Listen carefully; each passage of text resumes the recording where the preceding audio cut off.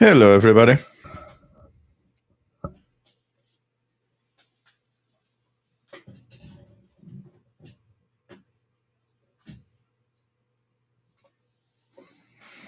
How's everyone? Hope everything's all right in this weird world we live in. There's one thing that is cool is we all have a patience. We have patience, but we have a passion for radio.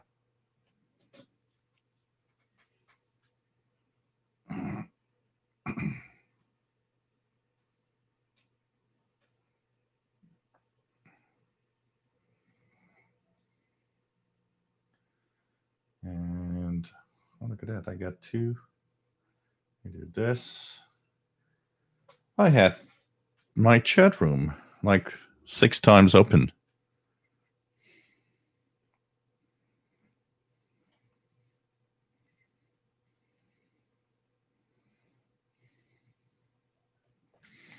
Hey, everybody. Welcome aboard. This is the Wednesday edition of the Shortwave show. And we are going to here we're going to be in a curfew in exactly an hour, so it's kind of weird. I've been looking at the traffic cams from the Transport Quebec. It's so funny because there's like tons of cars everywhere until like the last minute, and then there's no more traffic. There's nothing happening. Weird times we are in. Welcome, everybody. Nice to have you on board. And this is the Wednesday edition of the live show. We are here to talk about radio, talk about everything radio, and just have fun. I was listening to China Radio International on 5990. That's via Cuba just before the hour. And nice to see that we have something... some stuff to listen to. Apart from that, we have... so my name is Gilles. I'm located in Montreal, Quebec, Canada. This is a show about radio. Yes, this really old technology that is more than 100 years old that still is used today and will be used for the next centuries for a very simple reason. Your smartphone, your router, your wireless computers, and every device that you have that somehow magically works in your hand is all radio related. It has different frequencies, but it's all radio related. Radio might seem like an old technology, but it's still very relevant. And I would dare to say that anybody, in our world where things get complicated between nations on this planet, I think that shortwave will really have some meaning even 100 years from now. Somebody somewhere will know that, there's this thing called shortwave that has no borders, that doesn't have any filters, that doesn't stop free speech or whatever. Free speech is very difficult notion, depends on who you are and what are your beliefs. But one thing for sure is that shortwave has that capability of, I want to say what I want to say, what I think, and what I deem is the truth. And you know what? Nobody can stop me because there's no off switch. I am the owner of the on-off switch. And that's why a lot of countries are still there. I mean, there's something to be said, something to be done. And it's a way of communicating that I think 100 years from now will still be there. It is specialized. I was actually thinking about something. Someone used the word specialized transmissions. And, if we look at our world right now, we are hyper specialized in specific items of our world. We are in our technologies, in our work. We've gone from a kind of a general thing to more of a specialized moment, a specialized thing that happens and that we do. And, well, maybe that's where shortwave is. Oh, it says that my connection is unstable. That's interesting. Anybody have problem with the video? Just saying. I just got to. This is the first time I see this. It says your connection is unstable. Try to reconnect. Is everything all right? Is my video still there? Okay. That's interesting. Okay. That's interesting. First time that I see this message appear on my PC. It was like, your connection is unstable. What? What do you mean? My connection is unstable. So, anyways, it's part of shortwave. It's part of what we are, what it's all about. It's shortwave is a medium, free speech, helping out and talking about what we believe is the truth, which is very different depending on who you are, where you live. But you could do it without having, being shut down, basically. And of course, it brings the extremes. It brings the North Korea government of with its propaganda. But it's part of what it is. We could be negative about it. We could rant about it. We could, we rant. I'm not going religious here, but I see a lot of comments on Brother Stare. I don't, at the basic form, we all know who Brother Stare is and what it is. And you know what? That's not the topic of this broadcast. It's not the topic of shortwave radio. We have to deal with the fact that he's there. It's obvious. We tune around and he's there. This week there was last week there was a post, and so the first post was, I thought I don't remember who it was, but the post was, I thought there was a number station because there were numbers that were given out, and then a guy realized that it was Brother Stare giving a phone number, and then came posts of, well, do you know this guy who he is, and he's been convicted, and blah blah blah blah. We don't care about that. We don't want to know that. Look, if you want to know more about it, just search the internet. There are tons of places that talk about him, and just make your own idea. But the shortwave group is not for that. I deleted a lot of the posts on that. I thought the initial post of, I thought there was a number station, but it was Brother Stare, is fine. There's no religious note to it. There's no malicious note to it. It's just, that's what I heard. And you can go on the, Facebook group and say, well, I heard Brother Stare on this, and this frequency. Hey, it's part of what you listen to. He's there. We can't, we don't erase that. We just don't talk about it. It's fine to report you heard him on the frequency. It's just, we don't want to know the rest. We don't care for the rest. We don't care about, anything else. So, I removed the post and I posted a comment, and I guess the problem with my comment is that it was not seen as it is because I removed the post that would be the post that I was ranting about. The idea was, it's fine to post about Brother Stare.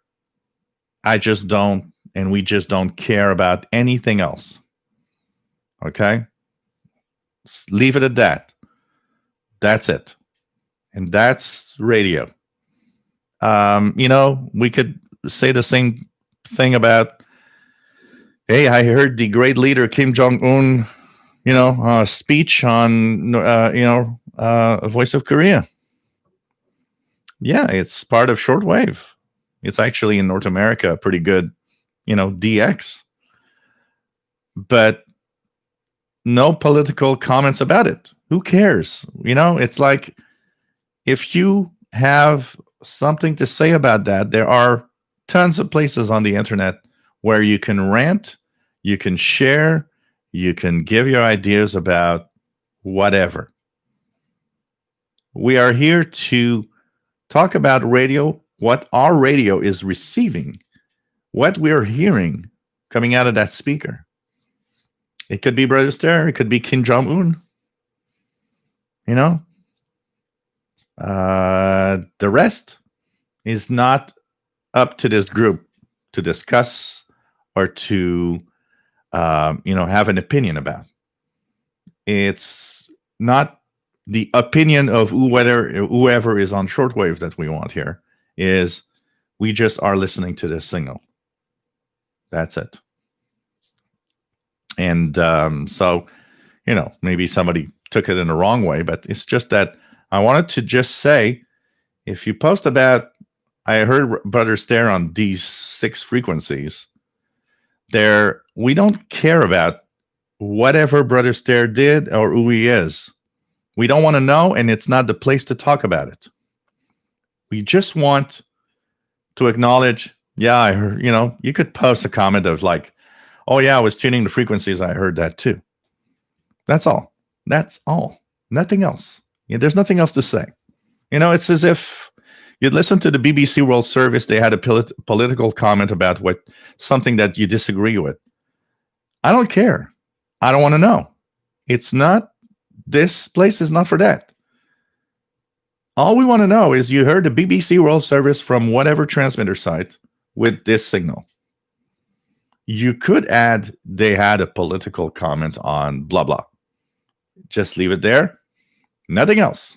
Nothing else. I don't know if the person is watching, but I will have another little comment about the way we post on Facebook sometimes.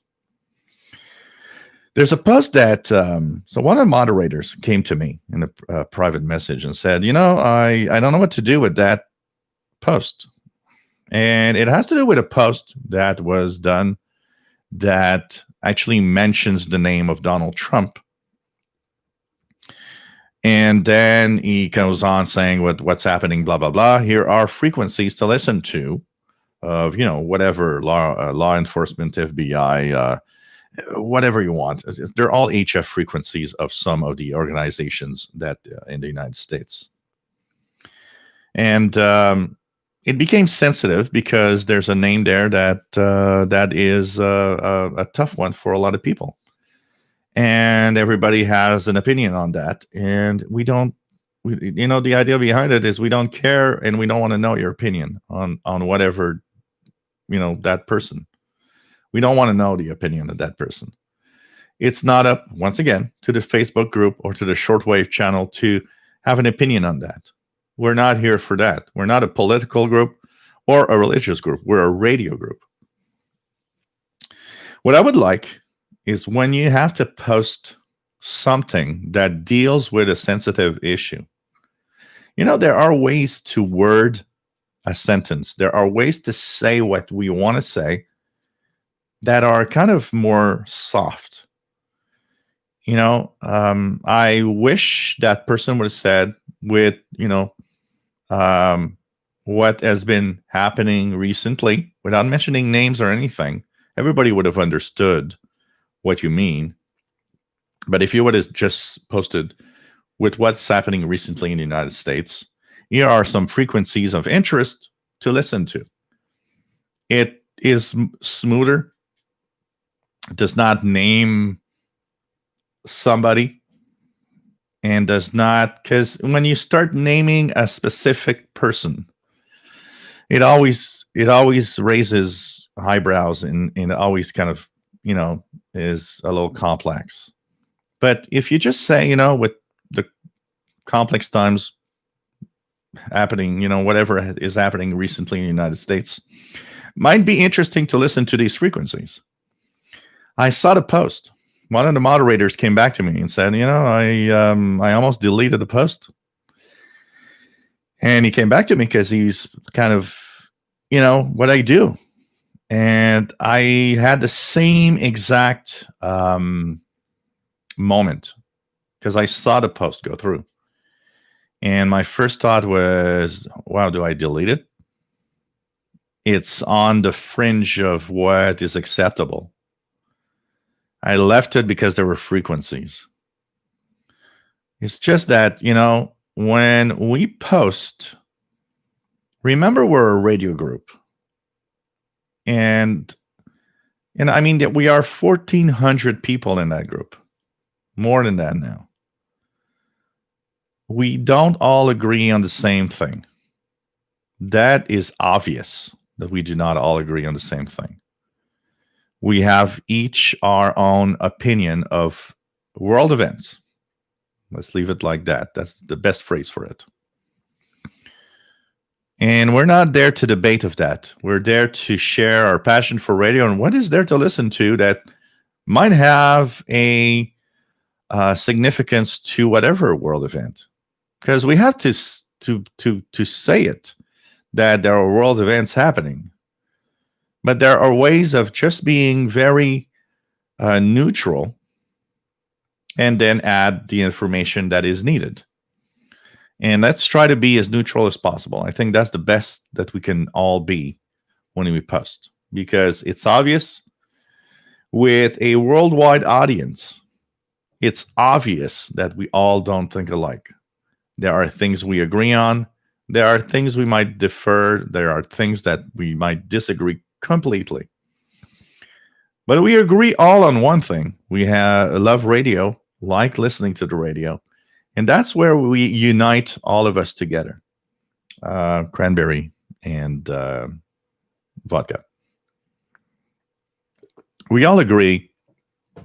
And the reason we're all here is we all agree on one specific thing. So I'm just asking one thing. If you have a comment to post, if you have a Facebook post to do, before posting it, if it deals with something a little more sensitive, but you have shortwave related information with it, think of the way you can say it that puts it in the most neutral way possible. Without naming anything. You don't have to name somebody to have everybody understand what you're trying to say. You could talk about something and still not even name anyone. But we all will understand what you're referring to. And being neutral is nice because it just doesn't give it a sense of you agree or disagree with whatever's happening. And there's information to be passed out. Of course, there's frequencies for law enforcement, for the Civil Air Patrol, for even the FBI and the CIA have HF frequencies that they can use. The military have frequencies they can use. And of course, there could be traffic and there could be some stuff to listen to there that could be radio related of, it's like, oh, look at that. There's some activity here on a frequency where, I've never heard something before. Let's just be, all I ask is to be as neutral as possible when posting about an event with the information proper to shortwave. Like I said, I left the post there because there was shortwave related frequencies that went with it. But you didn't have to name a person. You could have just said, with things happening in the United States, that puts it in a neutral tone. Here are frequencies that could be interesting to monitor, So that's just a little something here.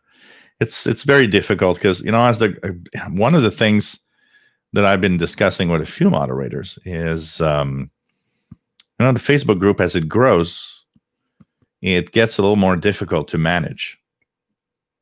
We try our best to keep it as neutral as possible and have everybody enjoy what they really enjoy best, which is radio.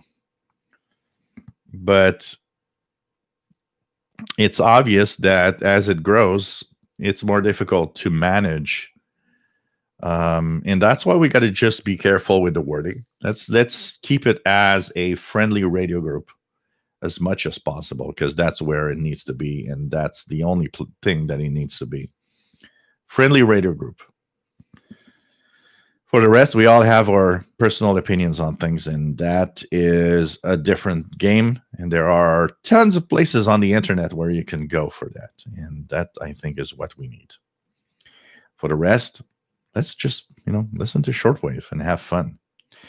So my name is Gilles, located in Montreal, Quebec, Canada, northeast part of North America. And we talk about radio, shortwave radio, medium wave, long wave.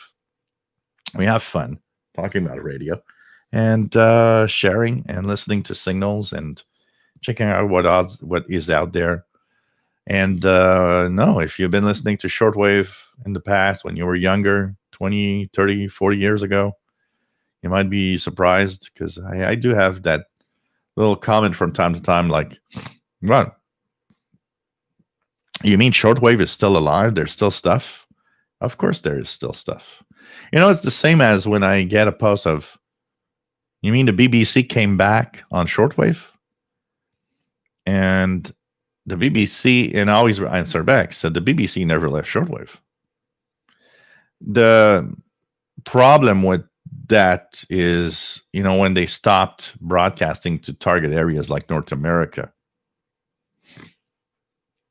If you lost your, we have to understand one thing, is that as we and you guys following this are real big geeks of radio and fans of radio. We're in a different category from what the average shortwave listener was in the past. What was the average shortwave listener? And what is the average shortwave listener today? Remove us geeks. The average shortwave listener is just listening to programs and trying to find news of international events and stuff. So go back 30 years. There were the hardcore DXers, geeks that we are, but the majority of everybody else listening weren't, avid core geeks of radio. They were just listening. And then, poof, their favorite BBC broadcast in North America disappears. Their favorite frequency for whatever transmission disappears. So with their knowledge, with the knowledge of the average radio listener, what you get is, well, it seems like the BBC pulled the plug. When in reality, it didn't pull the plug. It's just that it's not broadcasting to your target area. So I get so often a comment of, BBC came back. Well, it didn't come back. It was always on shortwave. It still is. But they're targeting different areas now. And that's why you might have at some point lost that listening. And not everybody wants, target areas are fun because you get the strong signals from every broadcaster. It's not everybody that wants to listen to the static mixed in with whatever broadcast, I will be one listening to the BBC NewsHour targeted to Africa with some average static, as long as I can listen to the program, because two things come together. My interest for international news events, and, well, BBC coming from Ascension Islands or whatever transmitter site. Well, it's cool. It's like a signal coming from far away. So it's, we got to understand that we're a different breed of radio listeners. So welcome, everybody. There's a beautiful chat room with wonderful people that are here, that like to help, that are very generous in just, answering questions and just having fun. And why not? If you have a Gmail account, you can say hi. And we have a Facebook group of the same name of the channel here, Official SWL Channel. That is a great place to be if you want to continue to party after all of this ends. Because what happens is when this ends is, and I say it so many times, you guys are probably in that. I was thinking the other day that you guys are probably in the same boat. So I'm here. I got my laptop right there in front. I see myself on the left side. I see this chat room on the right side. One of the interesting things about this is I see the chat room, with everybody interacting, and I see the number of viewers, and it's like there's a party going on. There's a lot of people there. We are in a room. I always say that I feel like even though I'm alone here, it's like I'm in a room with a lot of people. It's virtual, but it feels the same as, I just don't see your faces because it feels the same as being in a room with full of people. And I'm the guy talking and ranting and whatever. I would guess when you guys join the show, watch me, because of the chat room, probably feel a little bit in the same way, meaning that not only are you watching me, but you're interacting with a lot of people. And I can't help it, but it is always like that. And I mean, I've been doing live shows since something like 2013. When I switch, when I click, end stream, and I switch all off, it's like I go from a room full of people to being alone. And it always feels like that. And it's kind of weird. But there is a lot of people. I mean, it's obvious. So, that you don't have to go through the fact that, you're alone until the next show on Saturday. The Facebook group is there to continue that. You can interact, ask questions, share what you're listening to, your radio listening experience, share pictures and videos of your own, place and your own shack. It's always a lot of fun to see everybody's little radio room. Or, let's put it even in a different aspect. I am very, I got to say that I am somebody that has tons of radios. I'm lucky that whatever life brought me, and I'm doing, gave me the occasion to build a small, collection of radios, and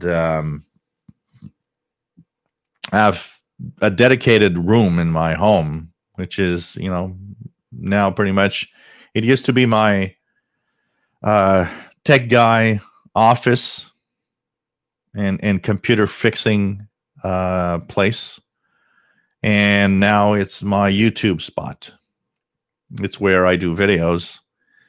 It's where I'm lucky enough to have that, and it has a lot of radios, and yeah, it's cool. Absolutely. You're totally right that it's cool that I have all of that. And, I've had my share of little comments like, yeah, look at the rich guy on YouTube. Well, I'm far from being rich. It's not because you have a good radio or an expensive radio that you're necessarily rich. I know a lot of people that have one radio and will be the only radio they have through their lives because they took the time to spend a big amount on a tabletop, for example. And that's going to be their radio for all of their lives. They saved for so long to get one radio, but now that's their companion for their radio fun. And it's going to be the one that they're going to keep because they cherish and take care of it so that it lasts as long as possible. So, it's something that we got to understand that, anybody out there with radios, don't be shy of posting a picture of what you have. Even if the only thing you have is a small $20 radio, but you're joining our group, you know what? You are as welcome here as anybody that has these mega thousand radios. If you have, an expensive, super expensive ICOM or whatever radio, or if you have a $20 radio, there is no difference here. We don't make a difference. I don't make a difference of that. I will not, I will be the one that'll be just happy because, oh, you got a shortwave radio. This is so cool. That's it. So, I did get a couple of messages over the years of people saying, well, I don't share pictures of my shack because, I got like 3 weird branded receivers analog from, my childhood. That's the only thing I used to listen to. And I'm kind of shy of showing this to everybody because I see all you guys with these big fancy radios. This is not what this group is all about. This group is about friendship and listening to the radio. And when I see somebody that takes the time to post a picture of, is only or just a couple of little portables, and it's like, wow, this is so cool. This is nice to see. It's just nice to see you're listening to the radio. It's the only thing that's important here, and that's what we want also in the group, to have everybody feel welcome and whatever you have as a receiver. I'll repeat what I've said quite regularly. I'll be actually more interested in seeing somebody that shares a picture of his $20 radio that he uses every single day to tune on the bands than somebody that will show me that wall full of $1,000 radios that are unused, and even worse, that he doesn't even know how to actually use. I mean, there's, for me, that's not uninteresting. And God knows there's a lot of that out there. There's a lot of hams with a wall full of transceivers. Yeah. You're not even on the bands. You haven't said CQ in what, 20 years? And you got 14 transceivers. Yeah. Wow. Congratulations. Useless radios on the wall. Bobby Burgess, WA5107 SWL, Morgan City, Louisiana, USA. Nice to have you here. William Helms in Florida. Nice to have you on board. Rob, nice to have you here from Phoenix, Arizona. James Farley, nice to have you here from New Jersey. Roger Wilco, nice to have you on board. Well, 10140 is smack in the middle of the 30-meter amateur band, and there's a lot of digital modes there. So 10140 is probably some kind of digital mode. It could be some FT4, FT8, FSK, PSK. There's something there. It's digital modes. So definitely this is the 30-meter amateur band, which goes from 10100 to 10150, I believe. Welcome aboard. Hey, Brawler, nice to have you here from Arkansas. Trimbali, Mr. Bale, nice to have you here from Portland, Oregon. Matt, MDK2, nice to have you here from Denver, Colorado. Douglas, nice to have you here from Florida.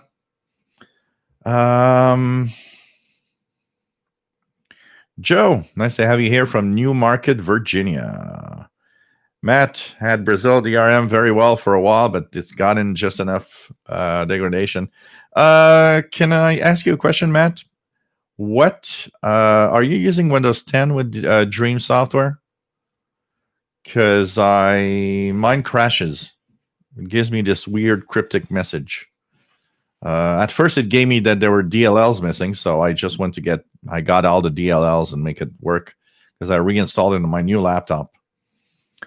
But now it just says that it crashes and doesn't work. So just curious, are you using Windows 10 with your Dream install? Out of curiosity. What else do we have? Joe Rodman, nice to have you here from Chicago. Joseph Feigenbaum, nice to have you here, Joseph, from San Francisco Bay, California. Tuning with the brand new ML830 Plus and loving it. Cool. Another ML830 user that is happy. I mean, that antenna for the price is just amazingly cool. James Johnson from Chicago, nice to have you here. What else do we have? Brian Penny, nice to have you here from Cape Cod, Massachusetts. Pretty cool to have you on board. Trimbali, Mr. Bale, can I hear 9395? Yes, 9395 is WRMI usually. Let me just go there if I hear it. It's very weak. September the 18th, 1913. Their initial equipment included a 1.5 kilowatt AWA. That's AWR wave scan. AWR wave scan on 93.95 right now.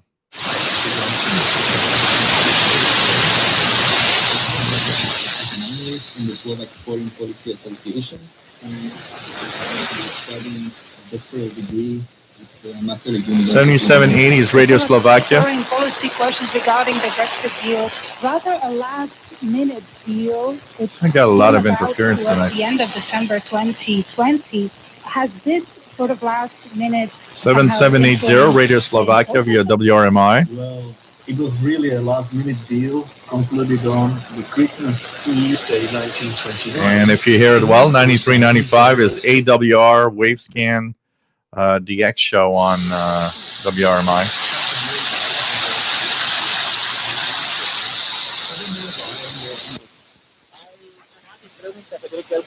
Radio of Annie Cuba, very distorted on 6000.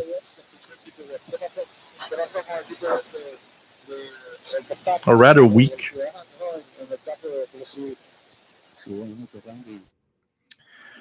So, what else do we have? Glenn Zickman, nice to have you on board, my friend.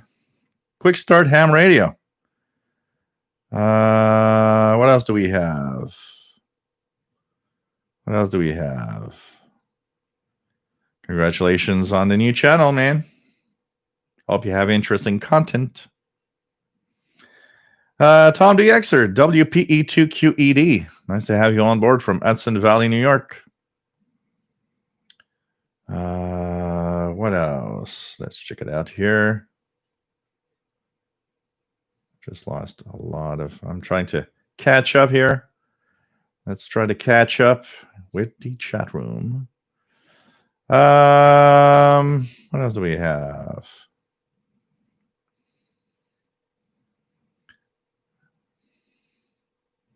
You, Kelvin Morgan. Nice to have you on board. Monkey Man. If it's blurry, it's at your end. Probably your end that the stream has changed from HD to lower quality.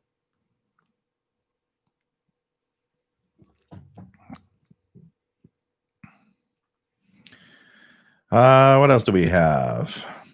Trimeli Mr. Bill has Japan coming in with the slot machine on 8588. Never heard that here in the East Coast in Montreal. Log 2112, nice to have you on board. Wonder how dangerous we as shortwave listeners and amateurs will be considered in the near future. You know, this is always a topic of discussion. Actually, I read a very nice article today. It's an old article that was done many years ago, where they are showing how the amateur radio operators in the Cold War, some of them were asked to be spies on the airwaves for the UK government. Very interesting article. I should check it out and share it because it's a very interesting one. I saw there was a video related to it also on YouTube. You know, all we can say is, you know, I mean, it's obvious, and I think we all can share our knowledge. And by the way, I'm 30 minutes behind in the chat room, so guys, don't go crazy, okay? There's this knowledge of, you know, when the Cold War was there, you know, when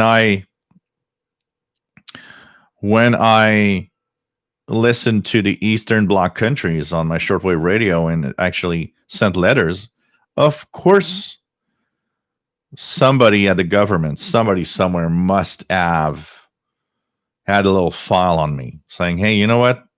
This guy's listening to, you know, communications from, you know, Russia and Eastern Bloc and, you know, East Germany and so on. I think that there is probably, in the way that our governments are, controlling the information. Some notes.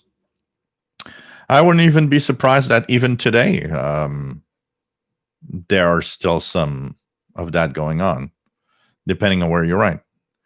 If you're in the United States and you get a letter from North Korea, I wouldn't be surprised that you have a little something somewhere in a file where it says, "Oh, that guy is receiving, documentation from North Korea."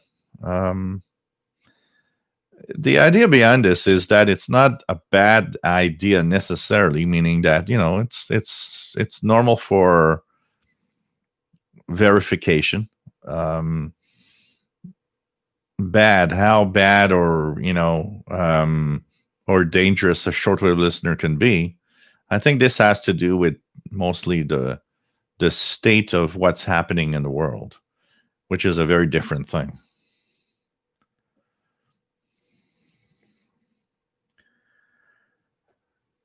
Christian N, nice to have you here, Christian. The SDR receiver I have right now here in the background, this is SDR Uno.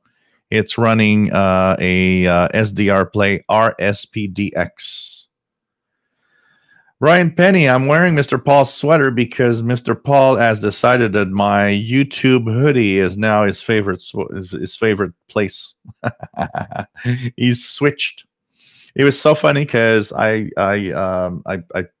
of course, when I wear this like for a week, it's time to clean it, And Paul sleeps on the other, either the hoodie or this. And of course, at the same time, it's like, well, it's time to clean Mr. Paul's favorite, favorite sweater. And every time I do that, he comes back and now he smells it. And it's like, it has a different smell. It's obvious that what he wants is the one that smells, probably has my odor on it. So it's so funny because I was wearing my hoodie for a few hours after it was it came out of the laundry, and I put this back on the chair, thinking, "Oh, he's gonna want to go on that." Nope, he stepped on it. He went on the chair, smelled it, looked around, came back down, said, "Nope." Looking at me, he's like, "Meow." So I did an experiment. Took off my hoodie, my YouTube hoodie that I was wearing for a couple of hours, put it on the chair, took this, put it here. He hopped on the chair and slept there for a few hours. I was like, okay. Paul wants to have the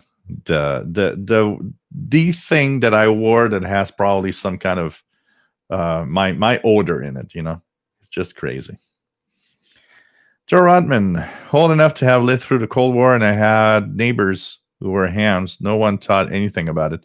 I don't think we think anything about it. I think we, most of us doing our hobby. I mean, when I started, I was a very, I was a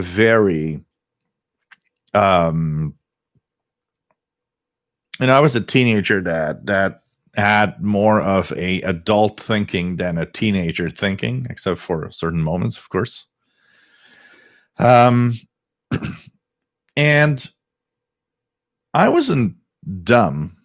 As a teenager, I understood what was happening around me and the world and the Cold War and all of that.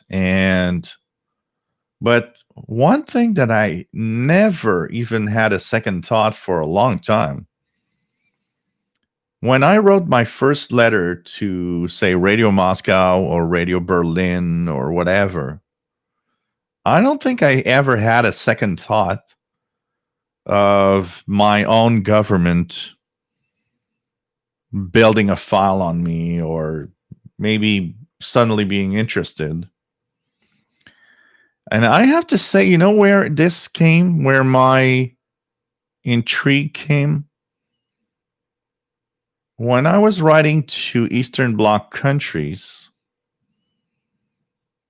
they were the only letters that I would receive, and that happened quite a few times in the 80s. I would receive it in a plastic pouch with my address on it. and with the mention, there was like a little sticker that said damaged in transit, which meant they tried to tell me, well, the package was damaged. We put it in this pouch for you.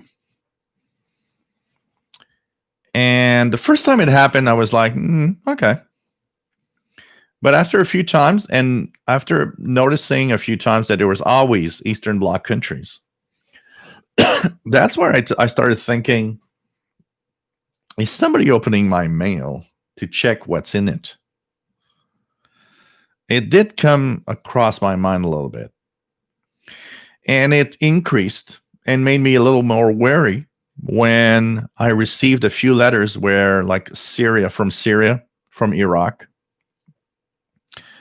where I had to actually sign at the post office to get the letter. They were apparently sent through registered mail. There was no sign of registered mail on those envelopes. Worse than that, I'm thinking about it today, and I'm like, yeah, with the price of registered mail, come on. They didn't have the means to pay for registered mail delivery to international audience. And I would say that was when I understood one thing. I thought, you know what? Are they kind of collecting clues, or like, they got my signature now? They're getting information just in case I'd be a troublemaker, or I don't know what, a terrorist. And that made me think. I got to say that I went from it never even crossed my mind, to a series of events that made me think, okay, is somebody like spying on my mail suddenly? Which I totally would not be surprised, honestly. So it's crazy.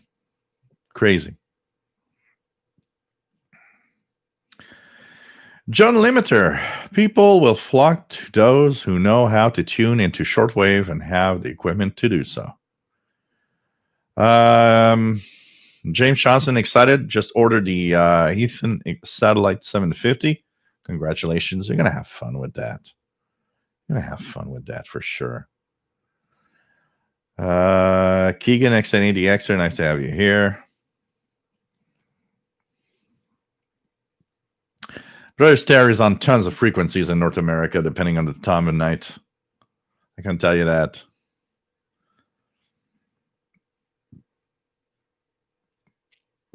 Log 2112 could be Polish numbers, E11, goddamn, before going to work.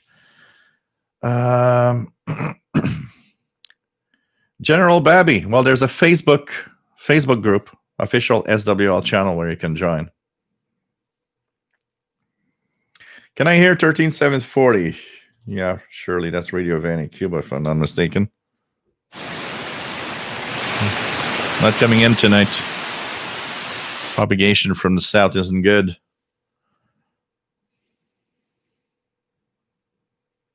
Michael W., nice to have you on board. Kamaxi 1976.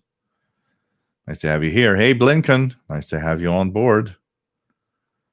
That SDR Uno is something else, ain't it? It's a complex piece of software, like all SDR software. Dennis Bargitzi says, if Paul doesn't care, I don't care. Mike WDX50, nice to have you on board from Northwest Arkansas. Nice to have you here. Cyberflyer1, nice to have you here.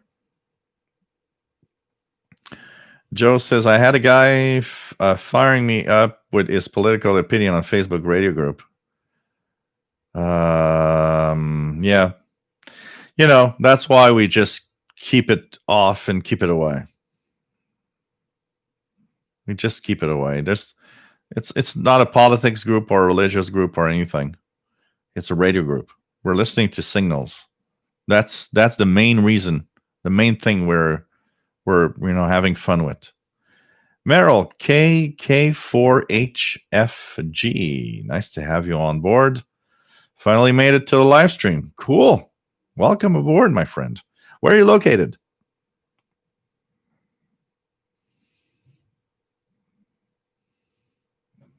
Oh, absolutely, Matt.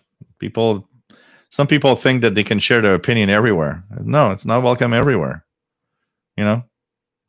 Shelly, nice to have you here from Southeast Pennsylvania. Nice to have you here.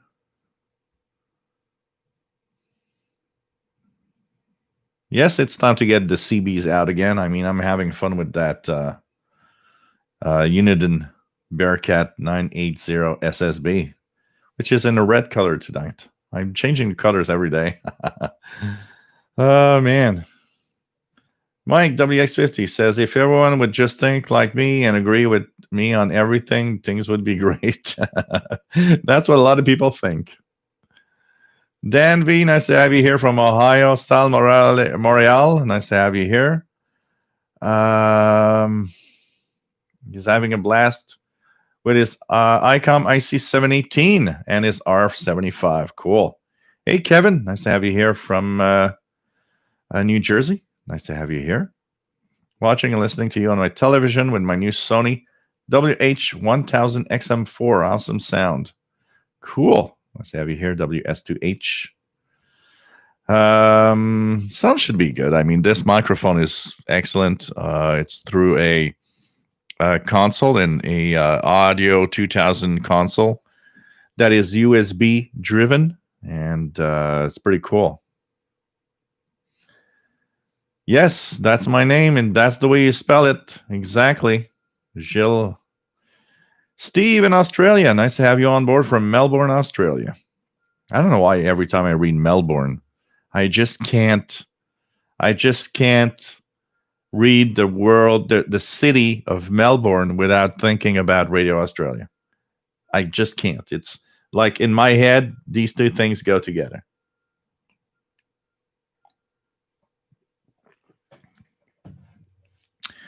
Cool, William. That's nice. That's a controlled diabetic. That's pretty cool.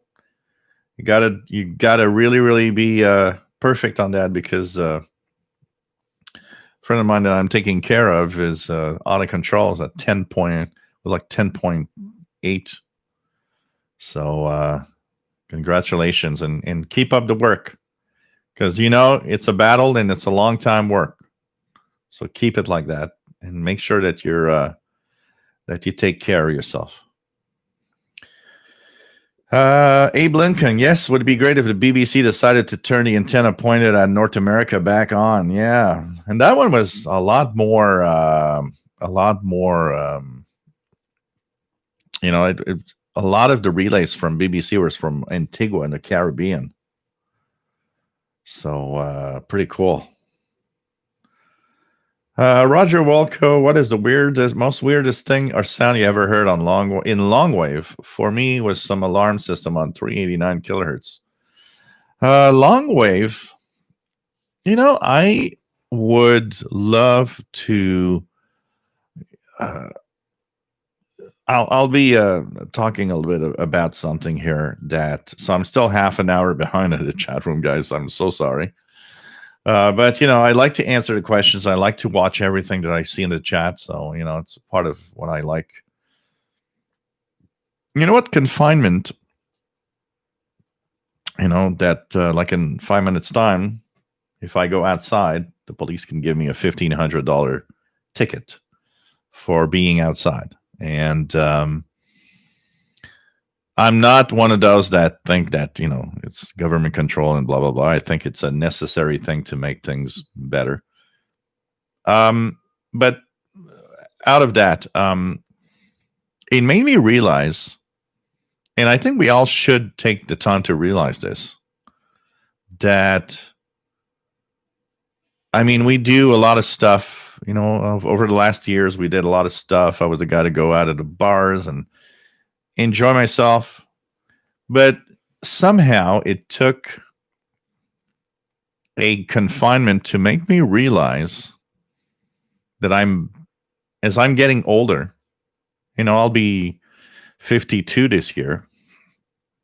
Maybe I've not done enough of going out, enjoying the outdoors with radios and enjoying, whatever. And I was thinking about that and how, going out of town with in a place where it's more quiet with radios and enjoying or checking out in a quiet environment what Longwave's all about and so on could be a lot of fun. But somehow it makes me realize that, you know what, taking the time to go out and enjoy the moment is important. And so in the Longwave, the weirdest thing in the Longwave, I've never heard weird things in the Longwave bands. I used to in the 80s, early 90s even, with my Kenwood R5000. When I had my first real nice shortwave rig, I would go through the Longwave band and scan for non-directional beacons. And back then, and I don't have the list, I don't think I kept the books with all my listings. Because back then, I would have, like in a scan of the Longwave band in like 1990, in a couple of hours of listening, I probably would have logged like 50, 60 non-directional beacons.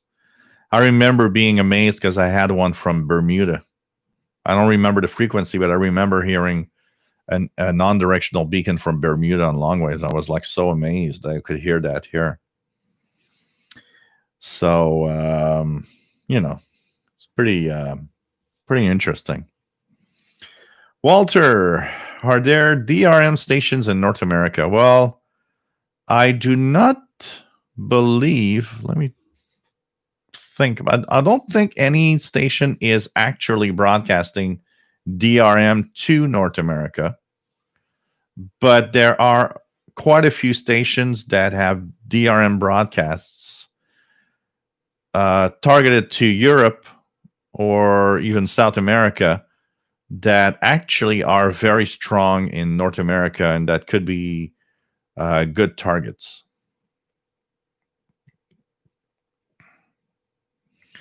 RJD Dakota, nice to have you here, my friend. Nice to have you on board. Northern Dawn, nice to have you on board. Heard BBC from Madagascar and Singapore this week. Cool. I was so amazed yesterday when I was actually tuning around with the portable receivers, hearing NHK Radio Japan at 2130 from the Yamata Japan transmitter site. I was like, wow, this is so cool. Pablo Martin, nice to have you here. What else do we have?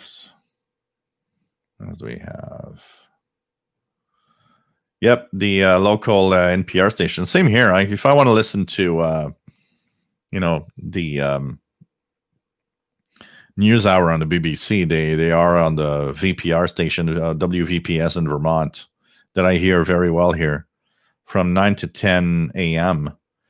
And I even have a feed with the, I don't know, so you guys don't see it because it's weird. It's like here. Little HDR14 portable. WVPS has on HD2 24 hours BBC World Service feed in HD, which I am totally grateful for.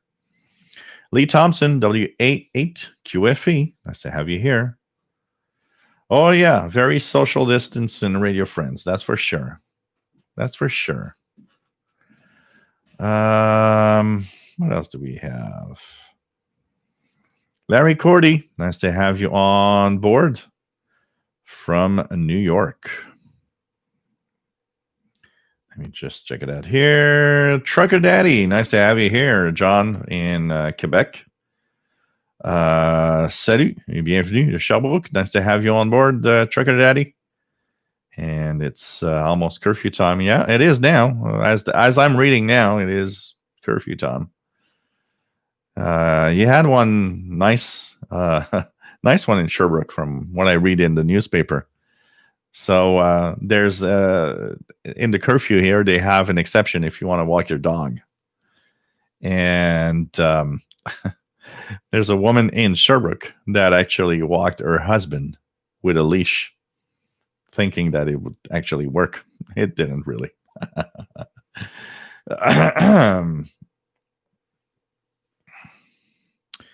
Joseph, what is it called when there's interference from a local transmitters on non-associated frequencies? So if you have a transmitter that is actually sending out like spurious signals everywhere, you could be a victim of harmonics. What's called harmonics, which is, for example, when I had the very close station here, the Asian station on 1610, I had an harmonic on 3220, which is the double of the frequency. But there's all sorts of spurious signals, harmonics, and all sorts of things that can happen with very strong local frequencies that get everywhere on a radio. And of course, depending on the radio, if it's very strong, it could be the radio that has a hard time coping with that and kind of gets some overload also.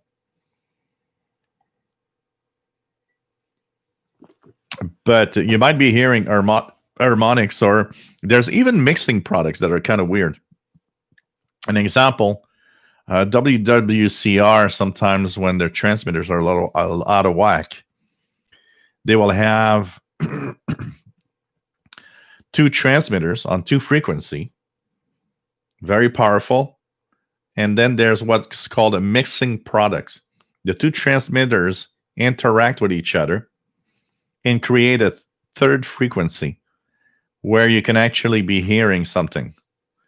So that's also a weird phenomena of radio signals.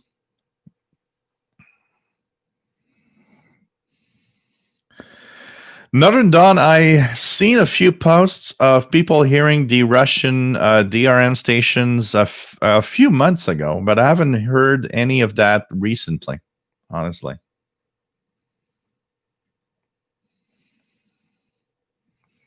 Bob, nice to have you on board. Says he remembers the Binghamton Rangers hockey team. Wow.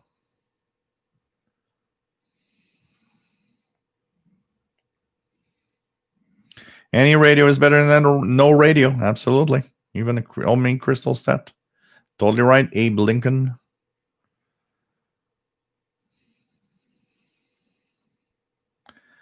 Manu. I'm a newbie with a $20 radio. Perfect. Texan R9012. It's an amazing little portable. And that gets you some shortwave stations, I can tell you that. Trucker Daddy loves his Baofeng. Amazed what it can do compared to my CB radio. I'm not interested in getting out to Australia. I enjoy repeaters. And that's cool. You know, I mean, you know, we all have our favorite thing about the radio hobby. And that's cool. You know, we sometimes go into how some hams have little knowledge, or some radio listeners are, you know, more hams, because hams should have a technical background, a minimum technical background. But the reality is, if you're a tech geek of radio, there are tech geeks of amateur radio out there that you can go to and find. If your fun is just, you know, I noticed over years, there's some ham. I actually listened for the first time in I don't know how long to a little net that's been going on for as long as I can remember. When I had my first scanner radio, there was a 2-meter net. That net existed. And I hear voices. This week when I listened in, I heard voices that I totally remember were there back 20 years ago, 30 years ago. Still checking in every night. And I think it's their only ham radio contact that they actually do. And, we get all the time, these ranting of, well, it's like this is boring and look at that, these nets and people not with no knowledge. And it's like, let's understand one thing. We all have an aspect of the hobby which we love and is our thing. We don't all have to be technical. We don't all have to be DXing the 1 watt station from that weird country that nobody ever heard. It's each we all have our own little thing about what we like of radio. If going on a repeater every night saying hi to the people is your thing, fine. Trucker Daddy likes repeaters, fine. It's cool. It's radio. It's a way of enjoying radio. And if that's the way you want to be, I know that if when I get my ham license, you might not hear me much on repeaters, but you'll hear me on the HF mains because I know that that's who I am and what I want.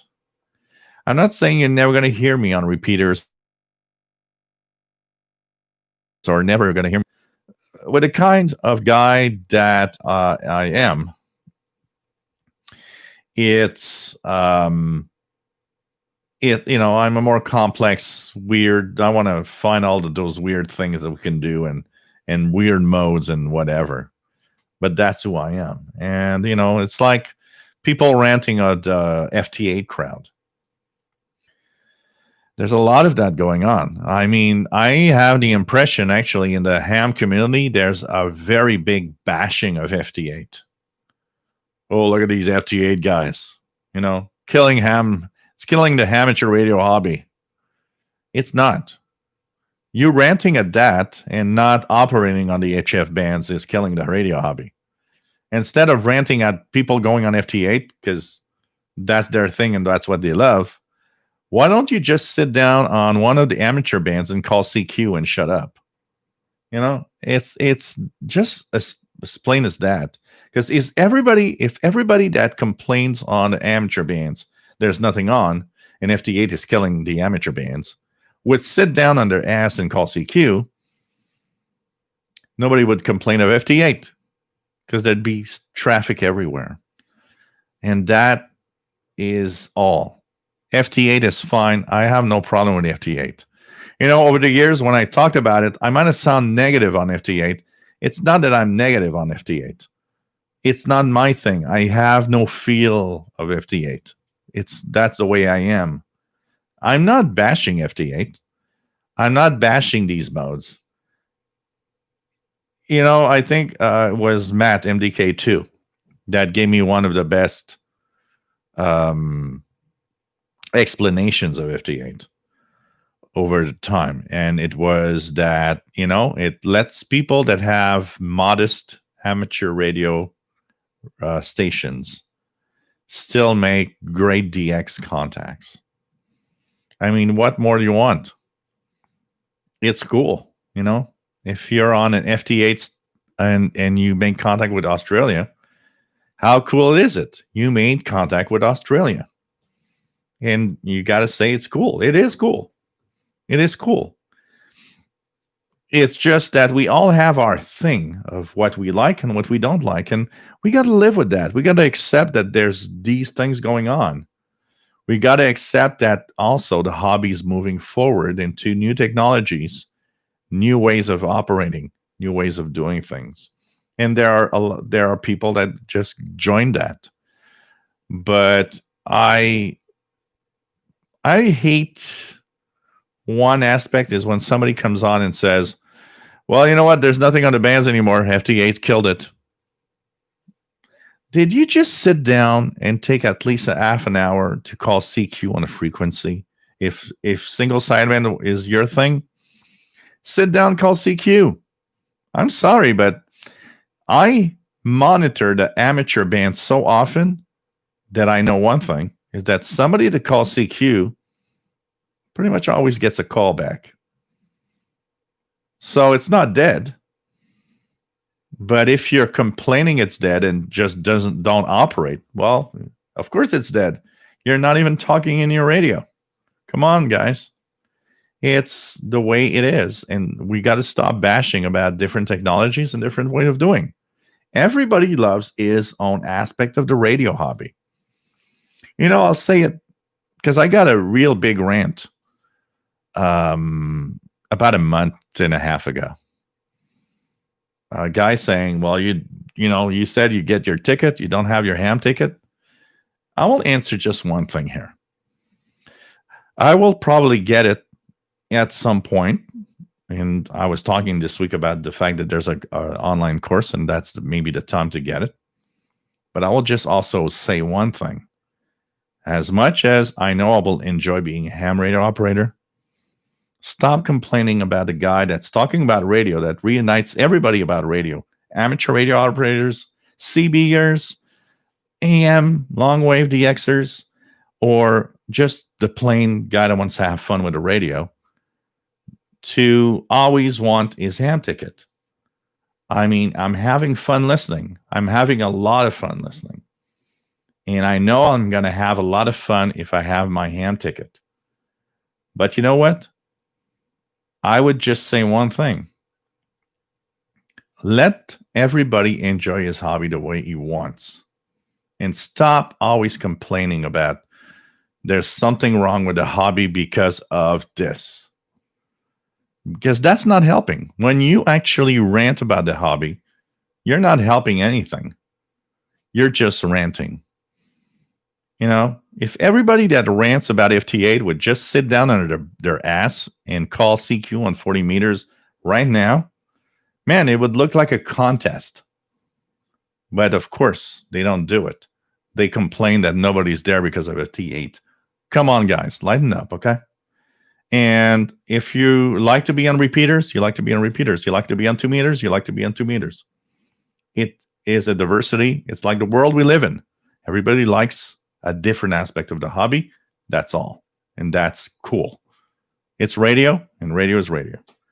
James Johnson, WA4493SWL. Nice to have you here. VT Radio, Paul, AA1SU. Nice to have you here from Northern Vermont. South Carolina for Merrill, KK4HFG. Nice to have you here. Okay, send me a good link, MDK2 Matt, because mine is broken. I got it and everything, and it doesn't work well. Joe Laturco. Nice to have you here from Rochester, New York. Rochester, New York. Nice to have you here. Jack in Canada from Cambridge, Ontario. Nice to have you here. What else do we have? Roger Wilco, may I ask, if I walk around India with a police scanner or my ICOM ICR20, would I get in trouble? I don't know. You know, there's a lot of radio listeners in India.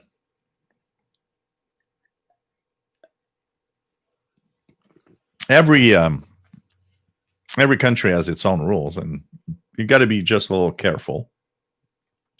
Rick in Milwaukee, nice to have you here. Let's try to catch up with the chat room a little bit more. I've been talking too much tonight. Yes. What else do we have? So it's nice to meet you, Jack in Canada. Garger, nice to have you here from Ohio. Bob is in Long Beach, New York. Rufus Newt from the Laurentian Valley, Ontario. Nice to have you here. Jack in Canada. My father was a ham operator. I grew up with radio being part of my life. Cool. That's cool. Mostly I am an AM broadcast band DXer. Oh, that's cool. That is totally cool. I don't DX the medium band, the medium wave band or AM broadcast band enough. There's a lot of stuff in there when you take the time to do it. I can tell you that.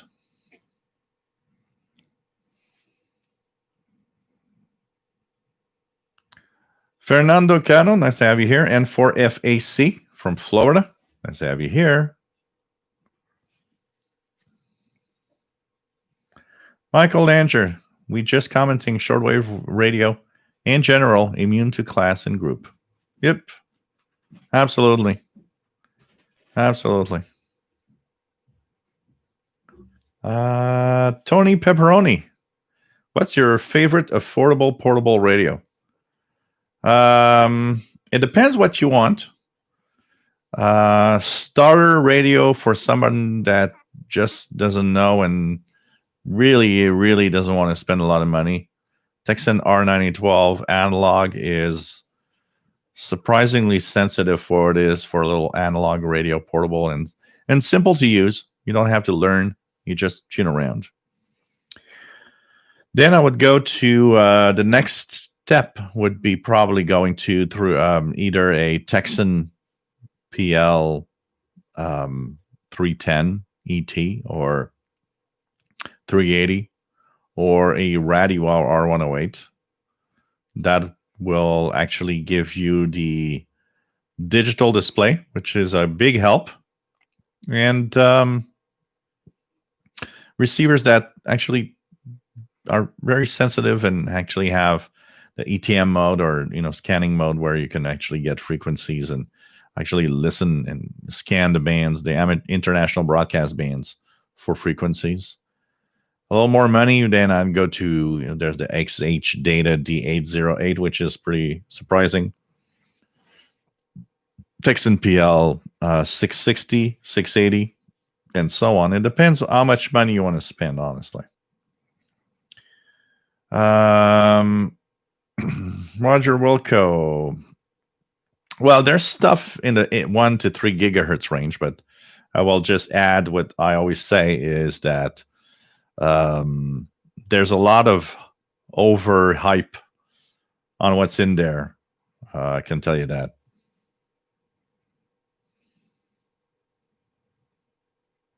Abe Lincoln, PL330 is great, bang for the buck. If they fix the bugs on the official release of the PL330, I have to say that's going to be an amazing radio. Dmitry Larinovich, nice to have you here from Minnesota. Nice sweater. Yeah, it's usually Paul's sweater. So that's why I never wear it, because Paul is always sleeping on it. Oh, man. Yeah, RGD Dakota, Paul likes to go where it's warm, and you warm the garment. Yeah, but I think, you know what? I don't think it's where it's because it's warm. From what I've noticed over time, I think there's an older, we know that cats and dogs have more sense of smell. I think the fact that maybe Paul knows that I'm the guy, I'm taking care of him. He likes it, kind of makes him more comfortable to sleep where he can smell that I'm there, I think that's the thing about cats. Canadian radio TV guy got his Texan PL330 in the mail on Monday, and I'm very satisfied. However, the package got completely soaked in water. Really? Whoa. Okay. Man. But the radio works? Everything's fine? Cool. I want you to test one thing and let me know about it. I want you to tell me the 2 things you need to do, Canadian Radio TV guy. What firmware version do you have? I have 3304. And when you tune single sideband in the fine tuning of 10 hertz, is it reversed? We want to know. I'm very curious to know if they fixed that. So, Randall Kluntz, what mode is 1090 megahertz? That is a you need to have a software to decode that. It actually gives you the position of planes. I have it on my. Let me just. I think it's here. Yep, I got it on my phone. So if you have an Android phone, by the way, you can actually add ADSB. So it's a Vari. It's called of AVARE ADSB, and this is what it looks like right now.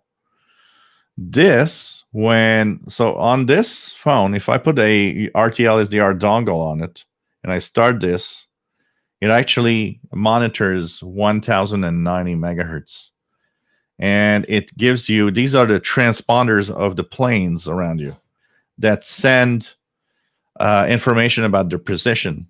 And actually, that software, Avari ADSB, shows you on a map where the planes are around you from the transponder. It's pretty cool. Frank Ireland, nice to have you on board from Venice, Florida.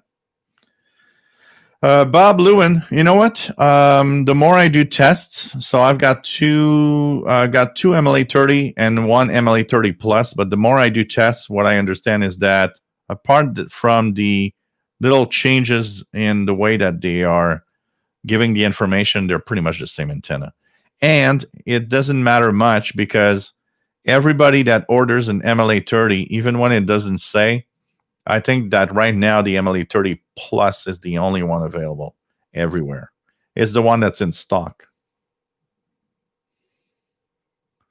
Yeah, for sure, Canadian Radio TV guy. This is weird that that it was all soaked in water. Crazy.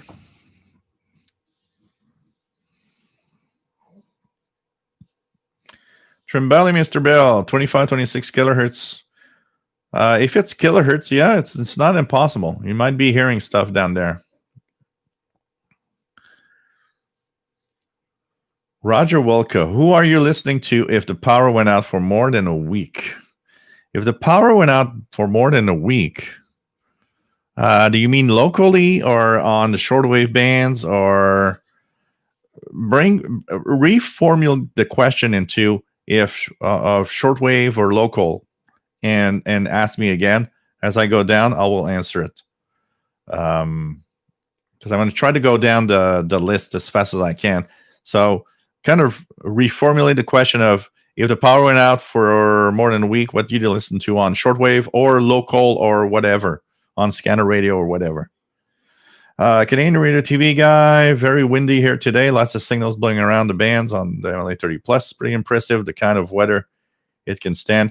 You know, people are worried because that's the first comment I've heard when the MLA30 became a little more popular and mainstream.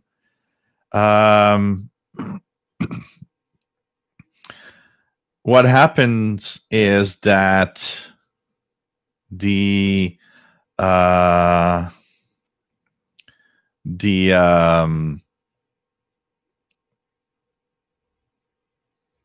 little, thin metal wire. Sorry, I got distracted. Little thin metal wire around it. A lot of people think it's too cheap and it's not going to hold up. I mean, you know what? Of course, it moves like crazy when it's very windy. But honestly, second winter outside, got nothing to say. You don't have to change that wire. There's no need to change anything there at all.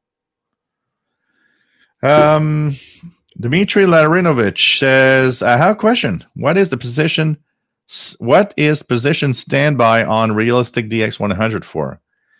It's very simple. It's to keep it warm. Standby is because if you've noticed, if you try to tune single sideband on the DX100, it drifts like crazy. But it drifts like crazy even more when you just turn it on, because the electronics, while it's warming up, is actually creating even more drift. So they actually decided, let's put a standby position. And the standby position is to keep the radio on, but you don't get bothered by the audio or anything. And so that the radio keeps warm. So that means if you go to bed at night, you could just put it on standby and leave it on. So that if in the morning you want to listen to single sideband or to shortwave, the drift will not be too bad. It's still bad, but it's less bad. So standby was created, I believe, for that purpose, to simply make sure that the radio doesn't drift as much. So, you know.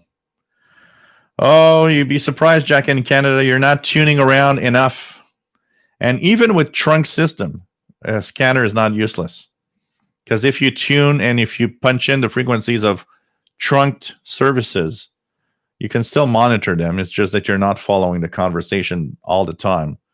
But no, scanners are not useless. I have some here, and I can tell you that they're not useless. But you got to listen, and you got to monitor all the analog frequencies left and stuff like that.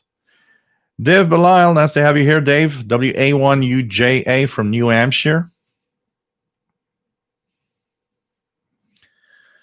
I wouldn't buy an ICOM R30. If you had one scanner to buy, the last thing in the world I would buy is an ICOM ICR30. I'd buy a Whistler TRX1, which has much more capabilities for the price than the ICOM ICR30, honestly. And that's my personal opinion. What else do we have? But Jack, if you have digital stuff around you and all of that, the only upgrade that is worth it would be a Whistler TRX receiver. The ICOM ICR30 is not worth it. I'm sorry. It's not what it could be. And if you're not really a big fan of above 30 megahertz, just invest in a good shortwave radio instead.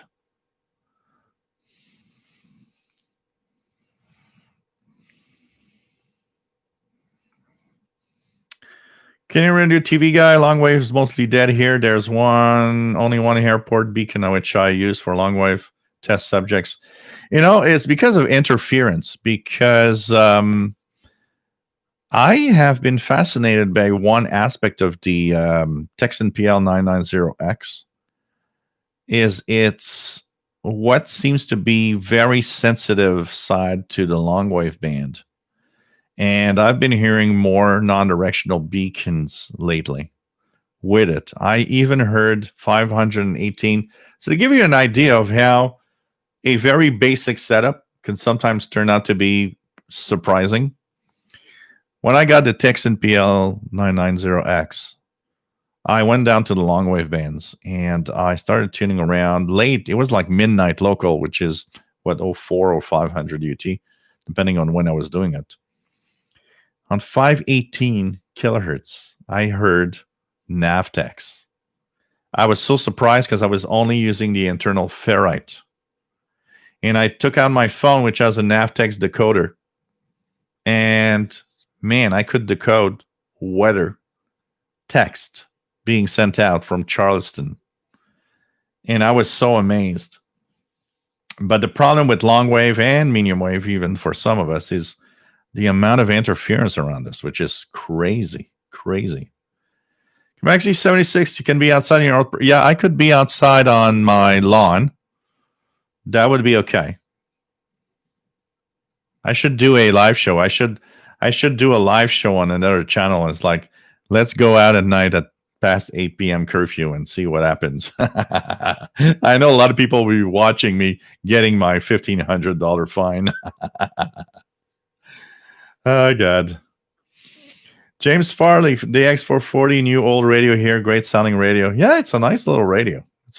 I remember seeing it in the Radio Shack catalog and thinking, well, that looks like a nice little radio, you know.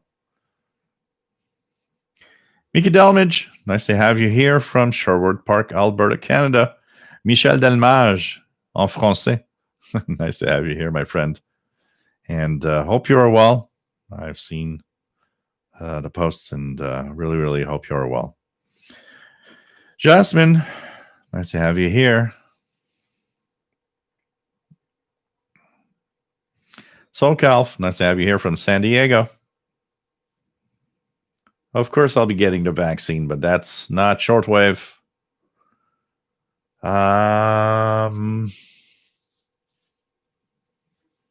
What does it sound like, Chimbali, Mr. Bill, the weird thing on Longwave? Do you hear?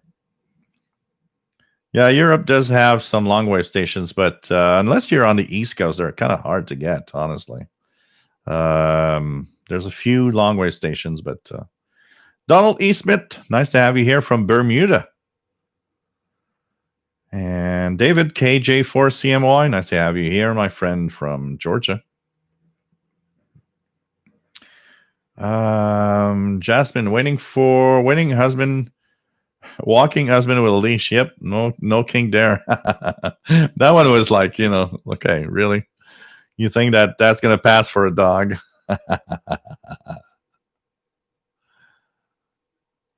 What else do we have?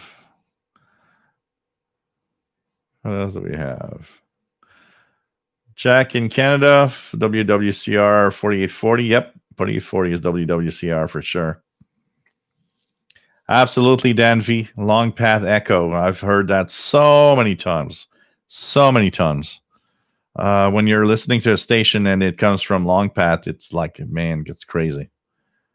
Cool. Thanks for the link, Matt. I'll check it out. Let's check it out, because I did download something that said Dream 2.2.1, but it crashes all the time. So, because I'm hoping to try to get something. Last time I dabbled DRM was with an older version. I it came so close because I could see the station information and everything. It just never went enough to get the audio. Signal to noise ratio was no good. RJDA Dakota, first shortwave radio was a 4-band realistic Astronaut 4. I found a huge amount of stations just on before I got a DX160 and ultimately a Panasonic RF2200. Wow. Dmitry Larinovich says, use a general coverage receiver DX100 in my work and listening some pirate stations. Kenny Radio TV guy, WWCR on 12160 was pretty good out today. Did anyone tune into Alex Jones? He's there all the time. You got to buy an ML30 because, it sucks the airwaves. I'm Alex Jones, and, I can tell you, lately I was been listening to the bands, and I noticed that the government's spying on us. So you got to buy these pills. I sell them for only $99.95. Come on, guys. Want to buy the pills? They're going to actually help you in the nuclear war. Just wear a tinfoil hat and wear my, and take a couple of pills, and it's just going to work. Robert Cross, nice to have you on board. New to the channel. Radio Mad. I like that. Shortwave Mad. That's cool. Welcome aboard. You're at the right place. Butterbean, nice to have you on board, my friend. Abe Lemkin, his first radio was a G Super Radio at a flea market for $27. Cool. That's cool. That's really cool. What else do we have? Let's go down. Shelly, I listen to regional repeater and really enjoy. It's almost like a soap opera, and I'm getting to know the characters.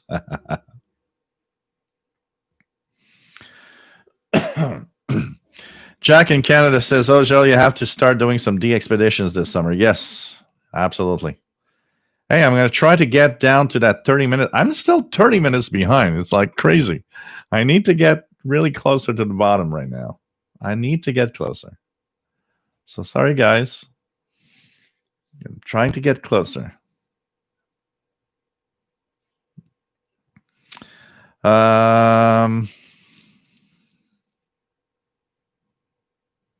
Oh, yeah. Using an analog dial, Jack in Canada, when you got a digital readout. It's like going back in time. VT Radio worked Japan Saturday morning on 160 meters FT8. Wow, that is so cool. 160 meters. Cool. Jasmine says, I've said it before and said it again. Considering the content of most hams conversations, I have no interest in becoming one. I'm just fine listening, but not to hams. Yeah. Hey, I'll go on to bands and talk about prostate. Just like, it's part of the ham, community. They talk about all sorts of things, that's all. Roger Wilco, has anyone here on this chat ever listened to FEMA frequencies? Yeah, absolutely. Even recently. There's a lot of federal emergency management agency communications going through. There's a lot of stuff. The best guide to that is Gail Van Horn's book. Let me check my... just going to get it here. This thing is super inexpensive. It's electronic only, unfortunately, but this is totally worth the very small price tag of, I believe it's $8.99 US. So let me just check out the Kindle app. So it's from Amazon, but Gail Van Horn has twice a year a ebook out, which is Global Radio Guide. So this is the winter 2020-2021 edition, and it's a really, really nice guide for the price. And if you're interested in FEMA or any government agency frequencies and everything, there's tons and tons of information in here. So you can click like at a frequency range. Here, let me click just like 3 megahertz. And there's tons of frequencies and information about all sorts of things that you can listen to. It's really, really amazing. And if you're a newbie to the hobby, lots of tips and information about what shortwave radio is all about. And I mean, for the price, it's really amazing. You can actually get the Kindle app on pretty much any device, including a PC. So pretty amazing. And there's a lot of stuff. Simplio, nice to have you here. What else do we have? Let me just try to get down in the frequency, in the chat room, in the frequency, yeah. In the frequencies of the chat room. If I miss out on something interest, please just don't hesitate to talk about it. What else do we have? Trucker Daddy, I don't want a ham ticket. It is too complicated and asked us to learn useless stuff. I don't need, it depends on what you want to do. And that's mostly it, that's mostly it. VT Radio, what was the name of the net and the frequency? We are close to each other. I probably know it or have been it. The net that I'm talking about is a French language net on 147015 from the Montreal Amateur Radio Group. It's 147015. So it's a French language net.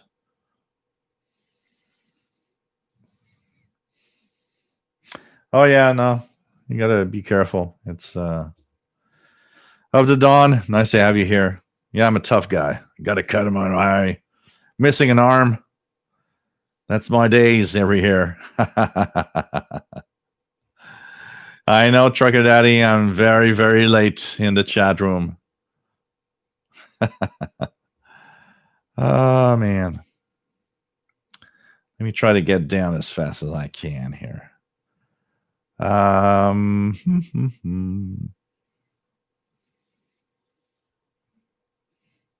Roger Wilco, Shell on the scanner and HF. We're in Canada. I'd like to know. Canadian Radio TV guy, from what I know, the PL330 tunes single sideband just fine. I haven't noticed any bugs of yet. Yeah, but you got to tune it in fine tuning, the smallest increment, the 10 hertz tuning. In bigger increments, like kilohertz and stuff like that, it actually tunes fine. If you punch in the frequency, it tunes fine. It's at 10 hertz that it's reversed. That's where you need to test it.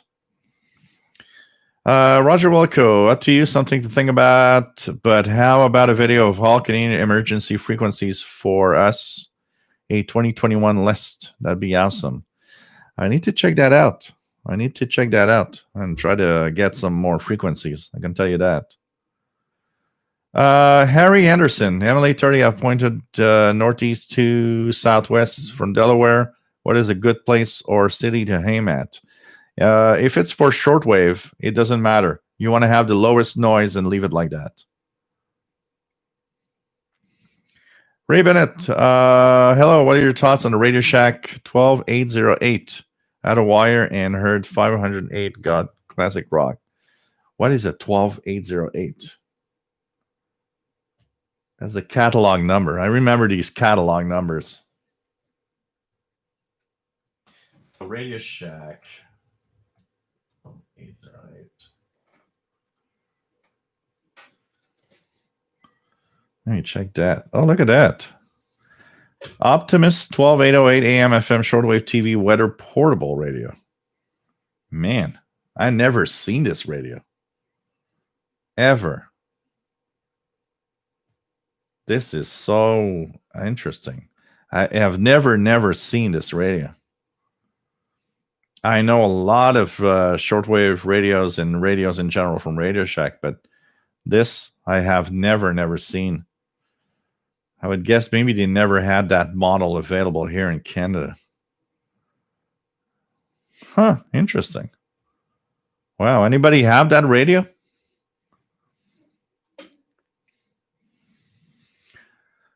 I'm not going to be a voice double for Alex Jones. I'm Alex Jones. You guys just don't know.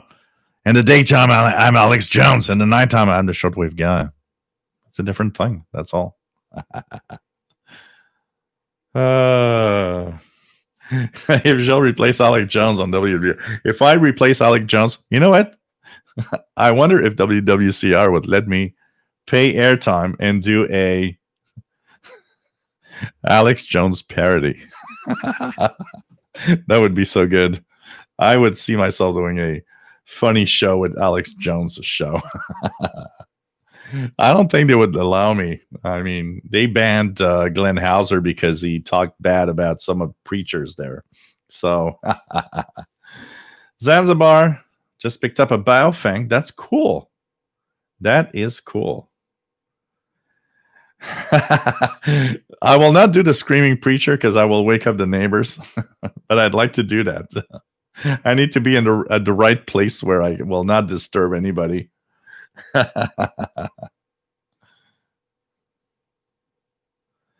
It's a great ebook, and it's so inexpensive and has so much information. Check it out, guys. It's totally worth it for the price that it is. Can you read the TV guy says, I see what you're saying, Joe. Yes, I do know how to fine tune the SSB. It tunes fine. I haven't noticed the backwards tuning. Okay, because I mean they might have fixed it. I would like you to do one thing for me, Canadian Radio TV guy. Let me just remember how you do this. Okay, give me a second. I will ask you to try something with your PL330.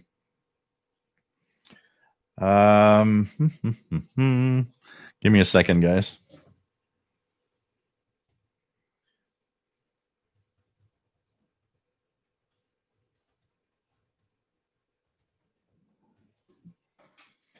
Okay, press and hold the VMVF button, which is, I don't see it here. Just check it out here. Okay.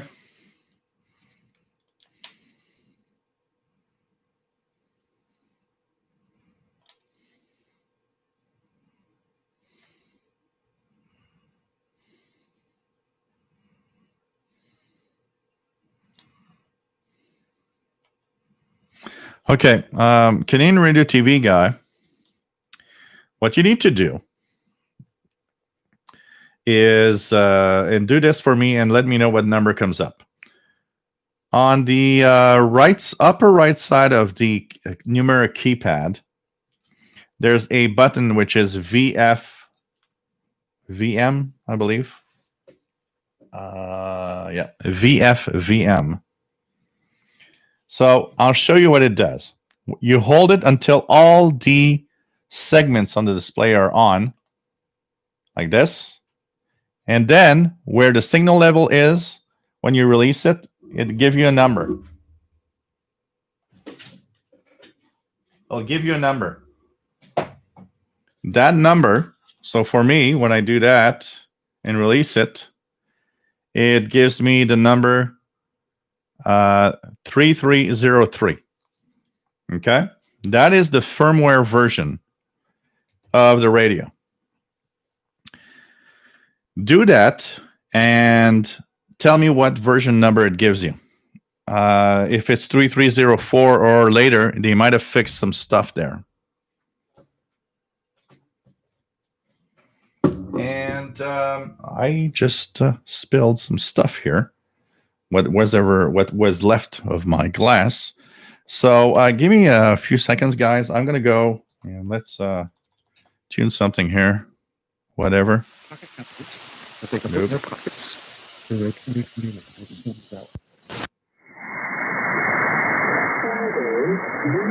Here's the Canadian Coast Guard weather on 2749 upper sideband. I'm going to clean up my mess, and if you guys want me to continue, I'm going to fill up my glass with more, and I'm coming back in a couple of minutes, guys.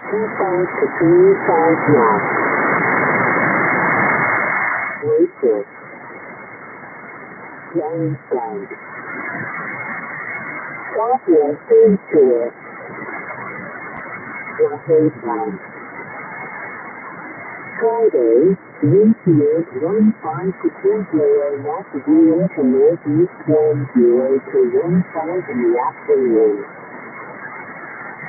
Saturday, wind southeast 15 knots increasing to southeast 35. Sunday, wind southwest 25 to 35 knots. To the side. West Station Road. Friday, wind north 20 to 25 knots, diminishing to northeast 15 in the afternoon. Saturday, wind southeast 15 knots, increasing to southeast 35. Sunday, wind southwest 25 to 35 knots. Halifax Harbor and the coasters. Friday, wind north 20 knots. Saturday, wind east 10 to 15 knots, increasing to southeast 25. Sunday, wind southwest 25 knots. Eastern Shore. Stable.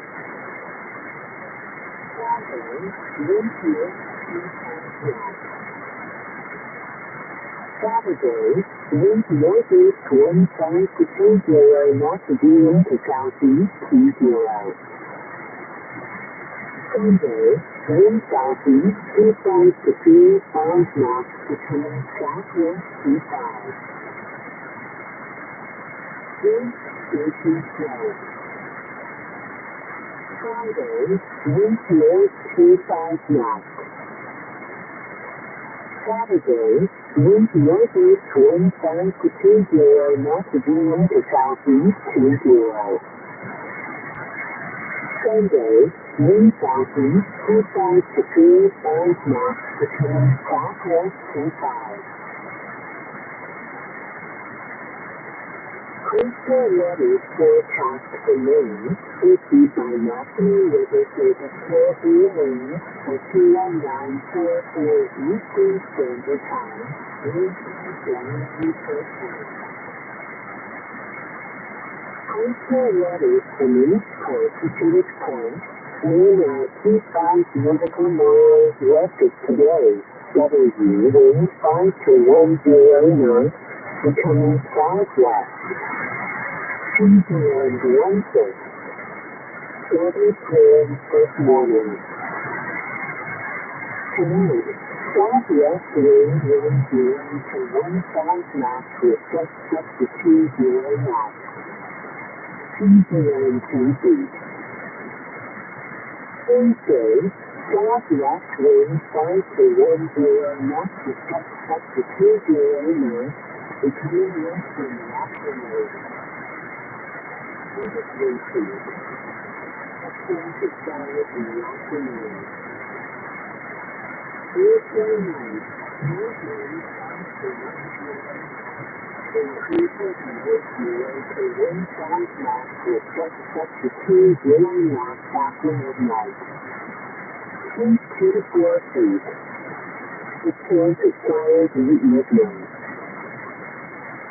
Friday, northeast wind 10 to 15 knots with up to 20 knots. And we are back with Shortwave. And here we go.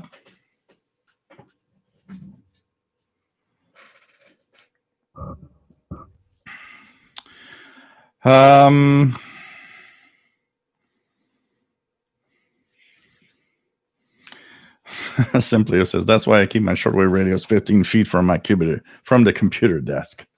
Blind Picker, nice to have you here, Rob, in Connecticut, W0RAB. Canadian Radio TV guy will be doing a... whoops, I lost my spot.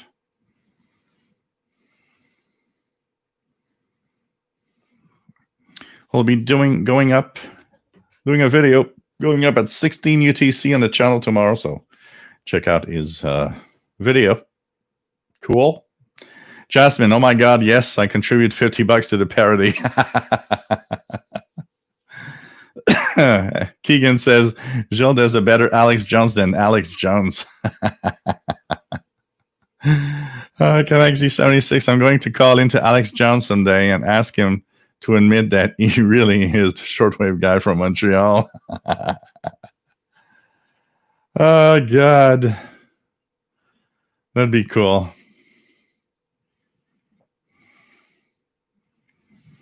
Yeah, but you know what, Trucker Daddy? With a varied ADSB and the dongle, because you have to put the dongle to the device, you will be able to monitor with a decent antenna, even at a fair distance. I get planes on my phone that are at the U.S. border.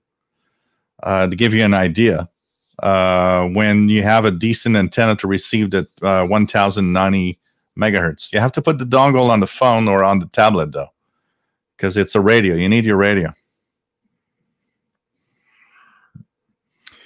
3303, no, it's not faulty. So if you have 3303, you have reverse, because I've seen other blog posts. It's not faulty. You just haven't noticed that the fine-tuning of SSB is reversed. Unless the reverse tuning is something else that they fixed.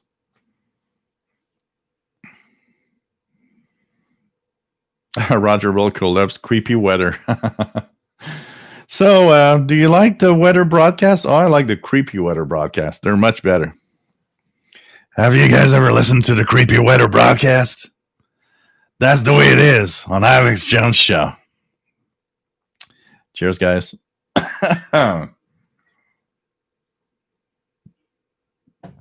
Imagine while the weather's going on, you get this ad of Weather Radio Canada or something. Take care, Meryl. KK4AHFG. Stay safe, my friend. Jasmine can pick up the station on 2598 and 2749.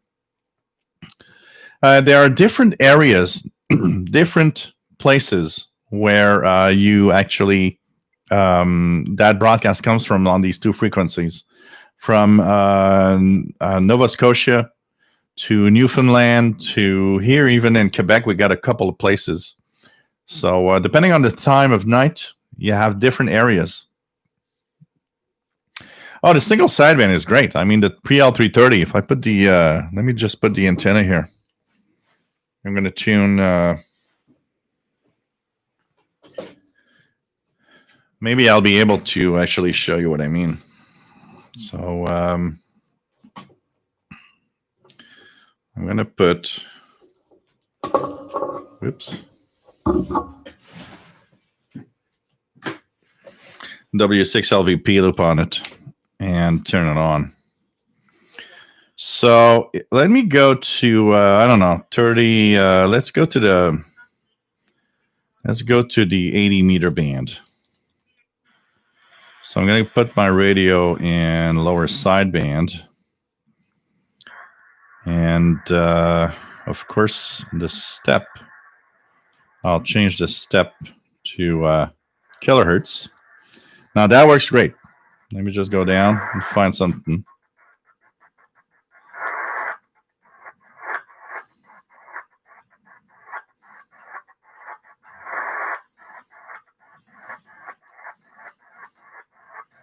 I should actually check my SDR and find a good signal. Let me just check it out here.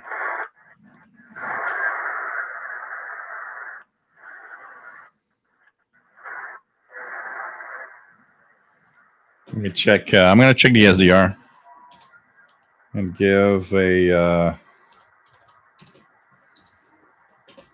see what's strong in there on the 80 meter band. If there's anything. Wow, seems to be rather quiet on the 80 meter band. 37, 30, 90. Let me just check it out here. So, I mean, that's not very strong. I'm getting 39, 13.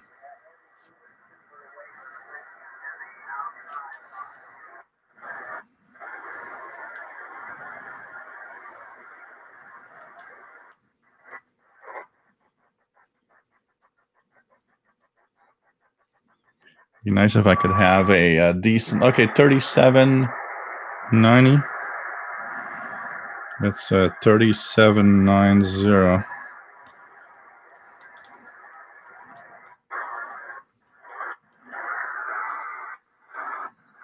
Around 3790, there's something. I'm going to check it out. I'll show you. So if you tune 1 kilohertz at a time, or if you punch in a frequency in single sideband, it works great. It has no problems. Here we go. 3790. So this one's a little off.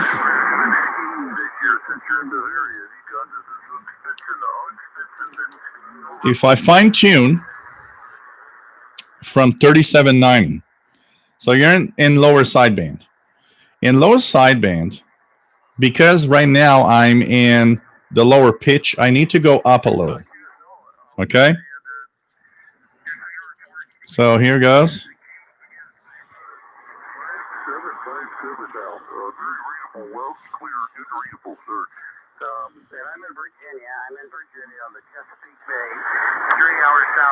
So I've been able to tune it, but I had to go reverse. So if you look at the frequency, 3789.90, it's actually 3790.10. I had to go in a reverse direction to tune the signal. So instead of having to go up to get the higher pitch, because in lower sideband, you want to have a higher pitch, you go up. I'm getting a lower pitch because it's reversed.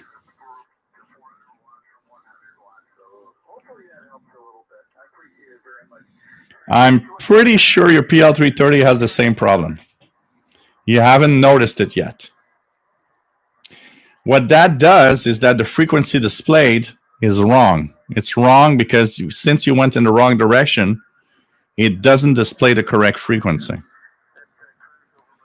The only thing that would make it, that would fix it, is if you, if the problem was hardware and they changed something on the circuit board.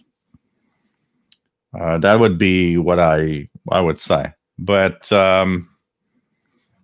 If you have the same firmware, I'm pretty sure you have the same problem. I've seen 3 videos. I've seen 2 blog posts on the Shortwave listening website. At 3302, some have 3302, some have 3303 like me. Everybody says the same thing: reversed single sideband tuning. But when you're fine tuning, so when you press the step button here, when you are at fine tuning and it tunes in 10 hertz, it's reversed. If they didn't fix that, it's sad because it is a problem. It's not a big problem. I mean, you know what? Even with those bugs, I find this PL330 to be a darn interesting radio.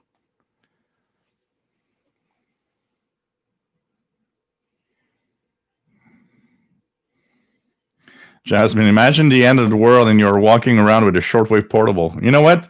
End of the world and the only thing left is like, you know, these weather broadcasts.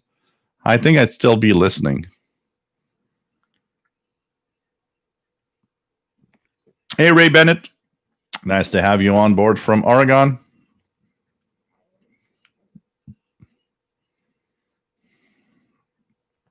Or the buzzer. You're hearing the buzzer. You know, imagine you're a loner in a world where everybody's gone.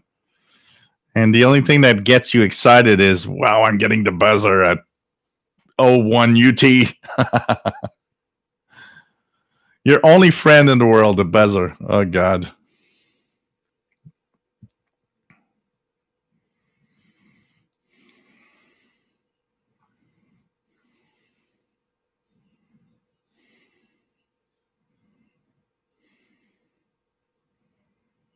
Take care, Abe Lincoln. Stay safe. Simplio, I heard 4940 La Montaña, Colombia from Colombia last night. Wonder still is propagating tonight. We're still a little baffled by that station. A lot of people have been mentioning that station now. Am I hearing it right now? And I have a lot of noise tonight. I don't even have a small peep of a signal on 4940 tonight.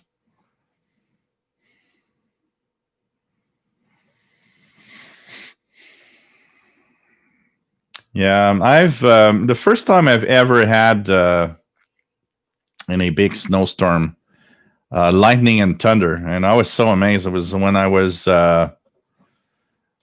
about probably 10 or 11 years old. We were off from there was a really big snowstorm. We were off from school. I was with a couple of friends. We went to the park because at the park, at the end of the street where I lived, the snowplow would push the snow next to the park, and it would make really big big mountains of snow. So we would get our sleds out, and we would sled down these piles of snow. And I remember it was like mid-afternoon when there was a lightning, and it was like a blue flash. And about 2-3 seconds later, we heard a bang, like in a summer thunderstorm. And I remember being amazed at, like, what was that? What is this? Lightning in a snowstorm? That's the first time I had seen that in my life. And, in 50 years, it doesn't happen that often.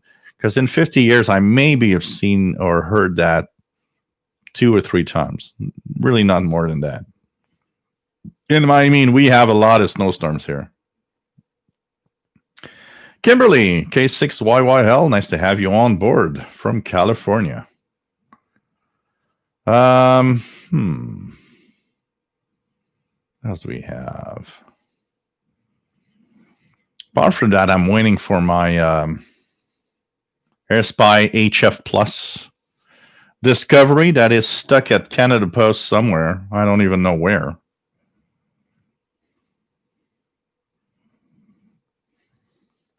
Simply likes the TriviaNet on 3916 lower sideband. So you have the reverse tuning too, eh? It's weird, eh? It's something so bizarre. It's something so bizarre. I mean, even with that bug, I still find that, I mean, for the price, the precise tuning and all it's an amazing little portable for the price. But it's so weird. That reverse tuning is so bizarre. It's so bizarre. I've never seen a radio with reverse tuning on this, And if you tune in 1 kilohertz, if you tune broader, you'll see that it's in the right direction. It doesn't have a problem there. Only on fine tuning. Did you, Canadian Radio DV guy, did you get the one on Anonco, or is it that you purchased it before? Because what I'm actually looking for is the one on Anonco, the official release version. Did they update the firmware? That's what I want to know. Is the firmware updated? Is that fixed? I almost ordered one just because I wanted to see that. And then part of me said, come on, you have one. Look at the reviews and you'll see eventually. But I almost clicked like buy now on Anonco's webpage at $59.99 US.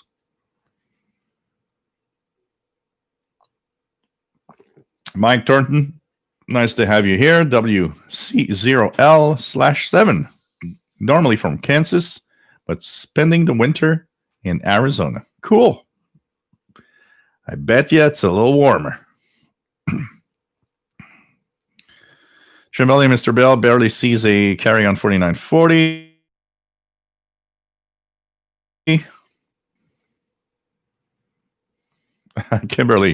Kimberly is excited because her toaster radio comes tomorrow. Woohoo! So what I want to know, Kimberly, when you come back in the live show chat, is what was the first station you were listening to while your toast were being done? I want to know that. What's the station tuned to while you're doing your toasts? And the other question I have is, while you're waiting for your toasts, are you tuning around the radio on the toaster? I would probably do that. Now I want a toaster radio. You're giving me the idea of getting a toaster radio now. Oh, God.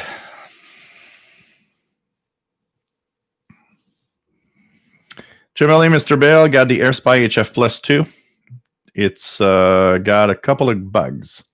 Okay, we'll be checking that out. I can't wait to get it. I mean, what made me really decide that I want to get that is very simple. I see people claiming that it's better than the AirPlay, the SDR Play RSP devices. And I mean, I'm on RSP1A and an RSPDX, and they perform superbly well. I have a hard time thinking that something like that is better. I don't have a hard time thinking that they are as good. That's not where I'm at, and I don't want to bash, or I don't want to, throw or poo-poo the AirSpy devices, because I think they probably are very good. But I want to compare them because I've seen too many people say, oh, I sold my RSP device because that is so much better. And I'm like, I want to see that. And of course, if it's the case, I'll say it. That's where it's complex. I got the RSPDX from SDR Play, and it's cool, and I'm so happy, and thank you for sending me this. But that's why I want to be as neutral as possible on this channel, because getting gifts is delicate.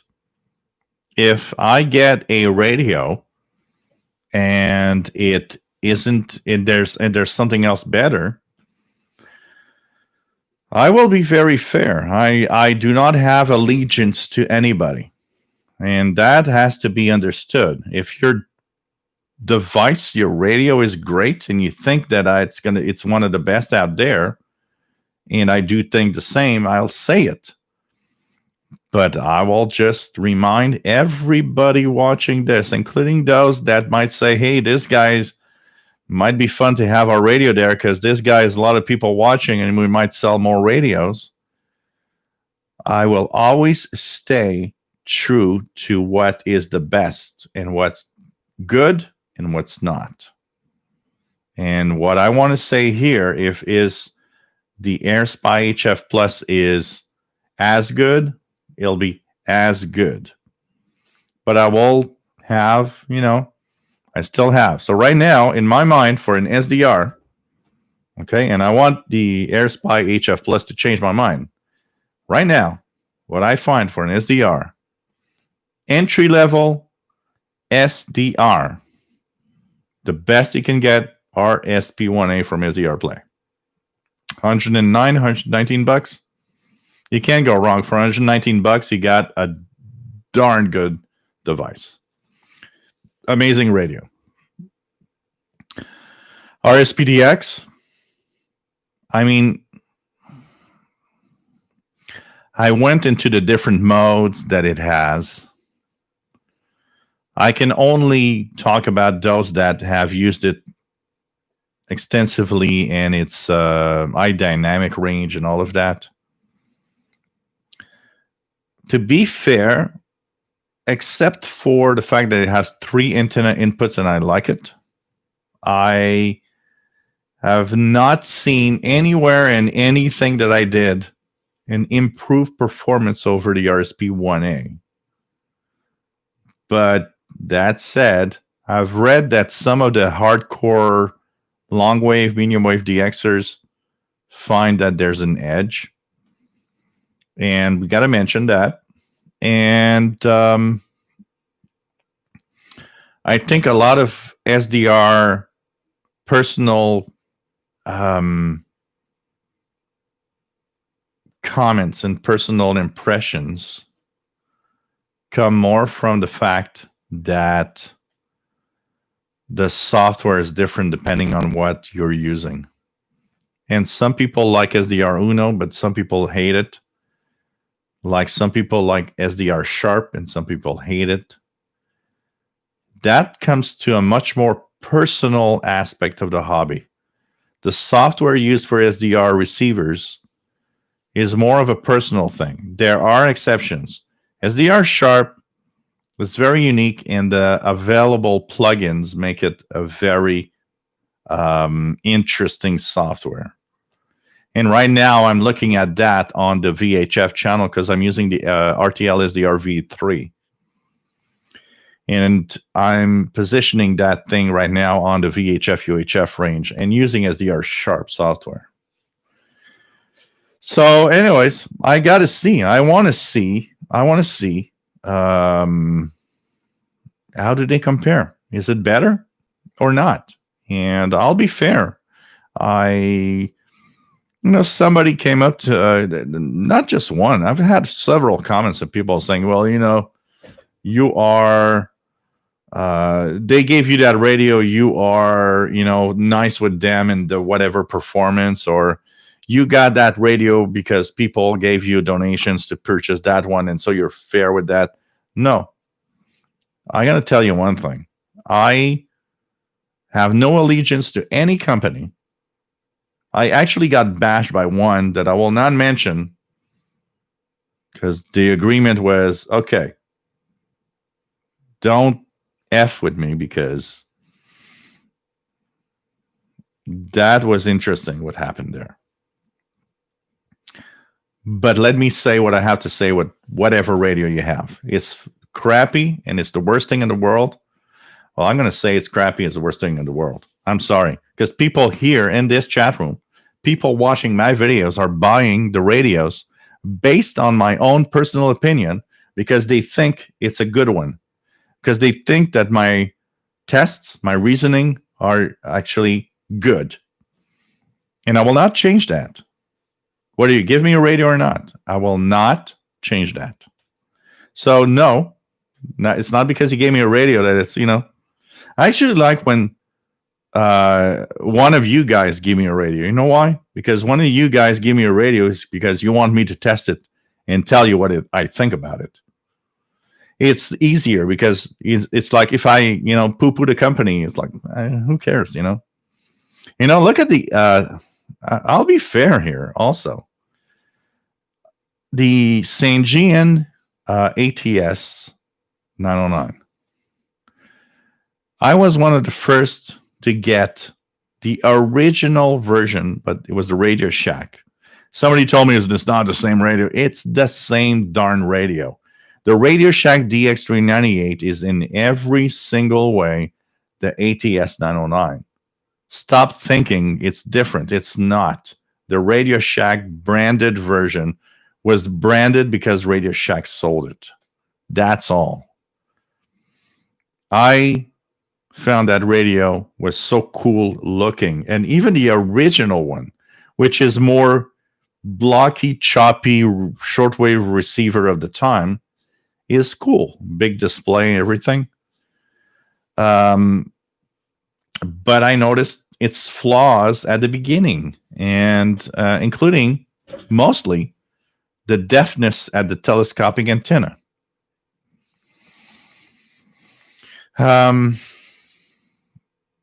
Kevin in New Jersey sent me the ATS 909X because, he was not totally satisfied of its performance. And he wanted my take on it. Well, apart from the fact that it's now DSP and a little different, it's not better. It's not better because they didn't fix the things that weren't right at the start, including the deafness at the telescopic, including it's 1 kilohertz off. How can you sell a $300 radio in my face and say, hey, it's 1 kilohertz off, just deal with it? That purely is a company that doesn't listen to you. And I will say one last thing. I've read quite a few things right now on the Sangean ATS 909X2. Couple of posts on the shortwave listening post. You know what? What I understand is that, one, it's still deaf on the telescopic, so you don't care about our comments. You might have added a few things, including airband. It's still an expensive radio that's 2 kilohertz off or 1 kilohertz off at least, according to the reports I've seen. So what the hell are you doing? You're selling us a radio that you're trying to sell us at $500 that is not even half of what a Texan $100 radio is. I'm sorry, Sangean, you're out of the game. And right now, from what I see with the X2, it's even worse. So please, fix your shit, okay? Because that's the thing, and that's what's happening. That was Gilles' viewpoint on the Sangean ATS 909X2. Oh, God. Yogi, it's, oh, yeah. I don't know what to say anymore about the sync detection of the PL330. It's not very good. It's a little crappy. It's the 680s sync detection, even though not a fantastic, I think is better than the 330 though. I can tell you that.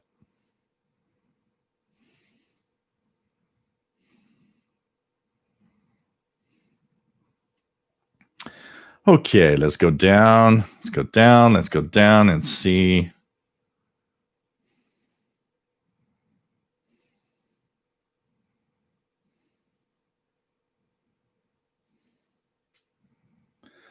Radio Robert Cross, go to the Facebook group, official SWL channel. Official SWL channel is where you want to go. This is the channel that's linked to this YouTube channel, and you can share your radios, what you're listening to, pictures, videos. Well, you know what, Joe Michaels? You can't censor shortwave broadcasts because each country broadcasts his voice and what he has to say. And it's just you got to deal with it. The only way to censor shortwave right now is to mostly jam. Trembelli, Mr. Bell, the 2 bugs with my AirSpy HF Plus Discovery. Bug 1, screw 6900 kilohertz, equivalent to 450 kilohertz noise old radio have. Bug 2, on the edge of the filter, will pick up things that aren't there. Okay. I'm going to check that. I'm going to test it out for sure. Trembelli, Mr. Bell, how good is the AirSpy HF Discovery? Far better than my 3SDR Play radios. Makes me not want to use any of else. Though VHF is meh. But I'm using 80 meter antenna up here. Okay. We'll be checking that out because I see all of these posts of people saying, because I see right now 3 types of posts. I see people saying 2 types of posts. I see people saying same as the SDR Play, and some say better than the SDR Play. And that's where my curiosity went, and that's why I decided to purchase one. Jasmine says, I have an AirSpy HF Plus Discovery and SDR Play RSP1A on HF. The AirSpy HF Plus Discovery seems more sensitive and audio more intelligible for SSB. Okay. We got to be careful here because one of the problems, okay, I'm going to ask something here. You guys with HF Plus Discovery, what's the software you're using? What is the software you're using? Because you know what? I think the problem is not necessarily the device, it's the software you're using. I think more of the problems are the software used than the device itself. That's where I think the thing is. So Chimbali, Mr. Bell is using SDR Console V3. Okay.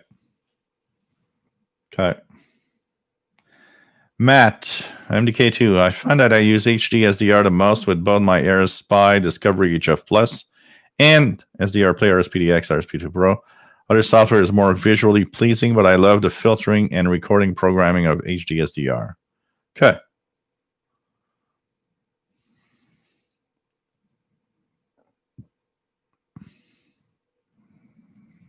Okay, that's interesting, Jasmine. I'm gonna check it out. That's sure I'm gonna check it out. That's for sure I'm gonna check it out. RSP1A I don't think works on the SDR Sharp Comaxi 76. It did before, but not now. I will say one positive thing about the AirSpy.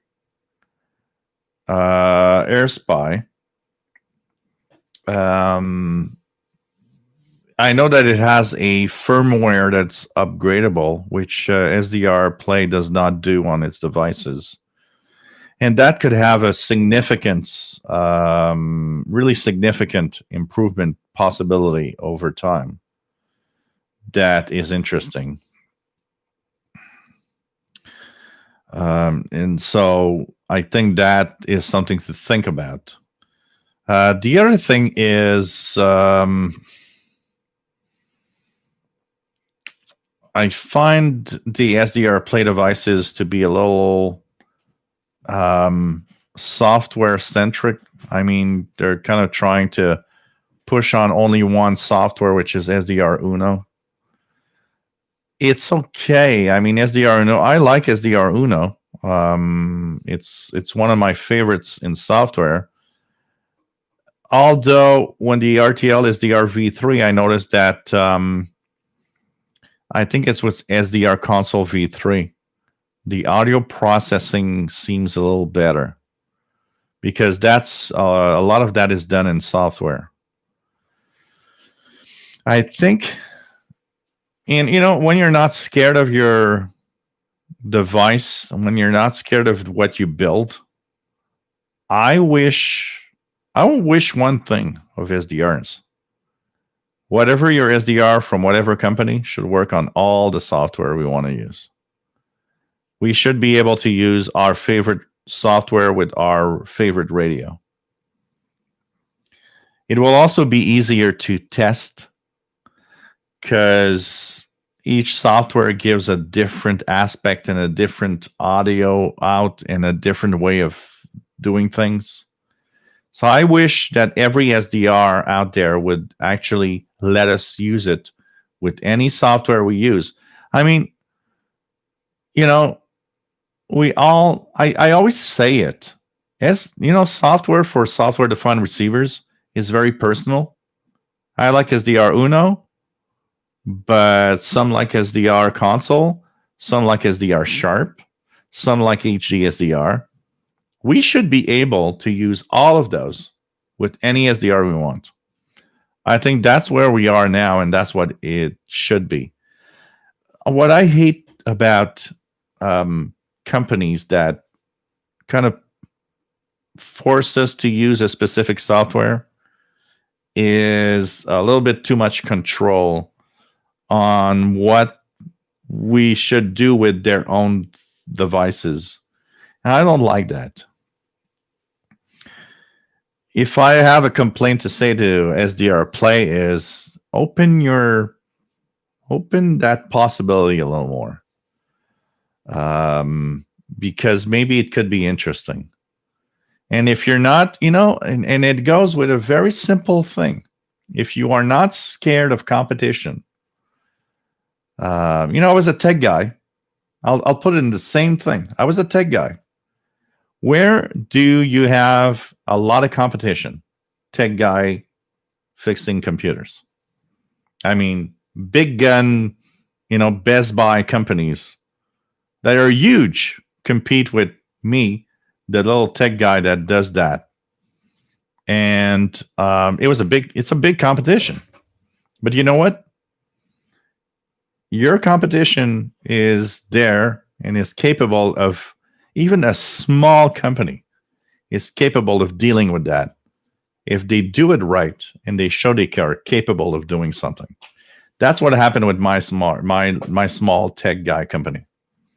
I was a down-to-earth guy that did it right.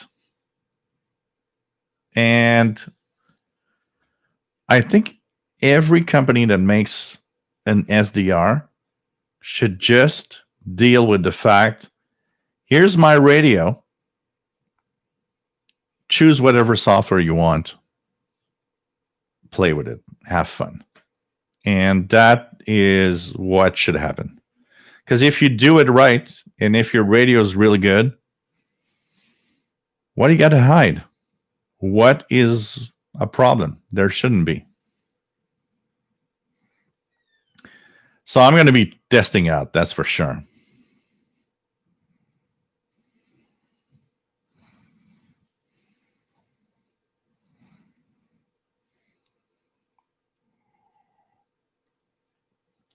Hey, Jason Francis. Nice to have you here. You know what's worse about St. Gian? They have an Amazon store. And you know how much they wanted to sell the St. Gian on the Amazon store in US dollars? $1,149. I saw the price and I was like, what?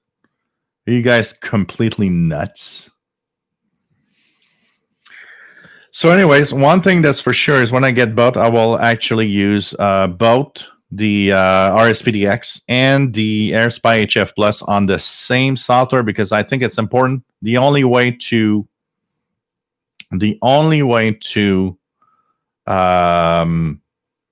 test it properly is having it on the same software.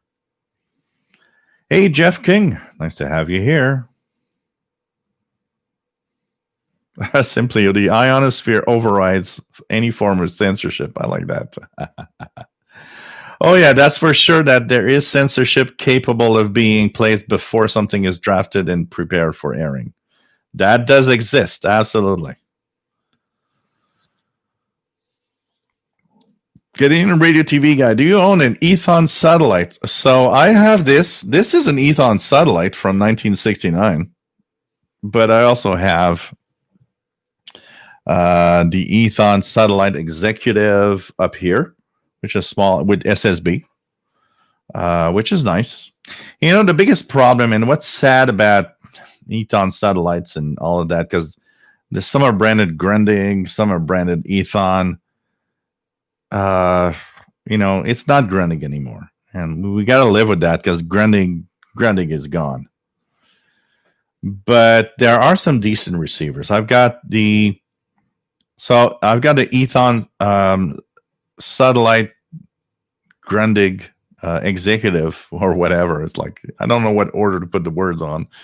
SSB, which is decent. Honestly, it's decent, but it's a DSP radio, like all modern radios, and it mutes when tuning and stuff like that.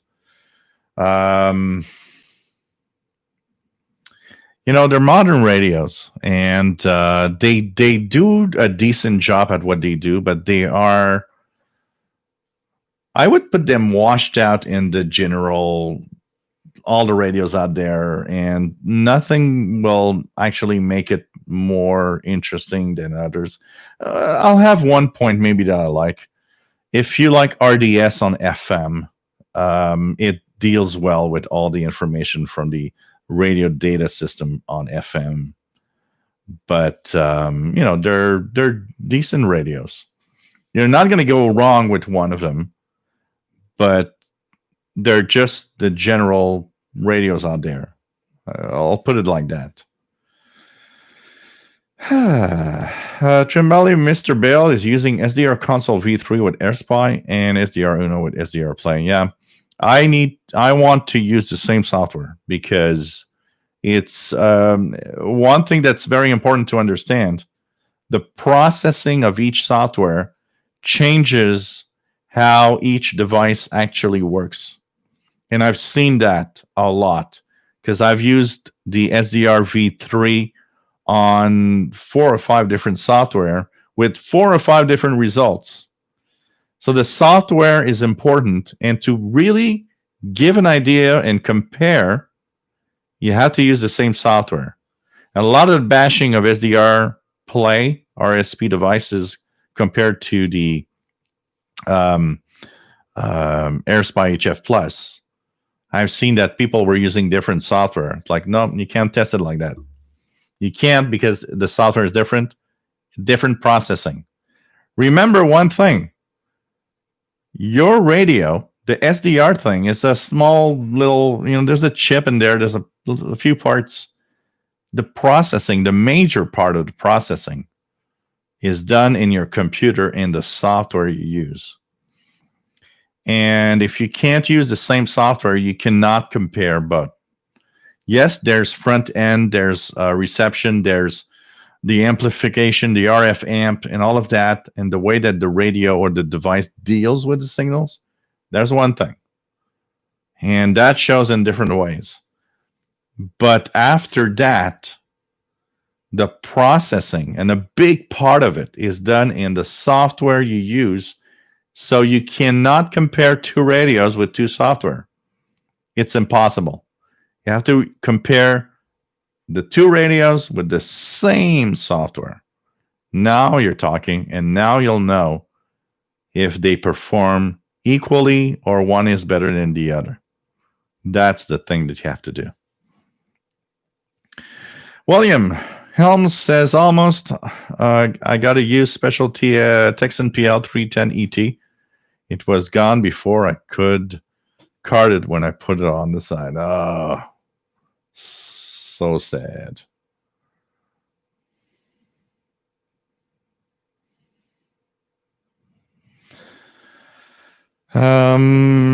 MDK2 says, I've had my AirSpy only for a short time. I'm having trouble with the settings on SDR Sharp. I noticed weird KIPS sometimes when I use console. So it's another reason why I've been using SDR, HDSDR. Okay. Okay.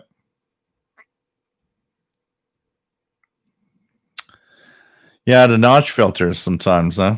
That's an important part. You know, one of the things of SDR Uno is it's very powerful notch filters for AM FM broadcasting to prevent overload. So, you know.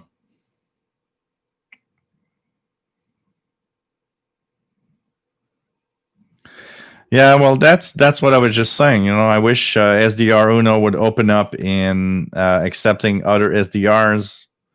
You know, it's proprietary. I mean, SDR Uno is proprietary to AirSpy, to SDR Play, and you know, I get it that they want their own software with their own devices, but it'd be cool if they open up to other devices. There's the RTL SDR. I think the latest version opens up to the RTL SDR. But Sergeant Rock, nice to have you here. Great utilities article in January Messenger on the weather facts decoding. Cloudy with volcanic haze. Late afternoon, Hawaii Island. Cool. Thanks. Aloha. 73s. Thank you, Sergeant Rock. I do my best. You know, it's so difficult. I'm going to tell you one thing. It's until you sit down and have to write about explaining stuff. Writing a text to explain how to use and do stuff is darn complicated. And you sit down and you're like, oh man, how am I going to actually explain how to do this in an article? It's really something. I can tell you that. Matt says, could be. I have a lot of learning to SDR sharp. Yeah.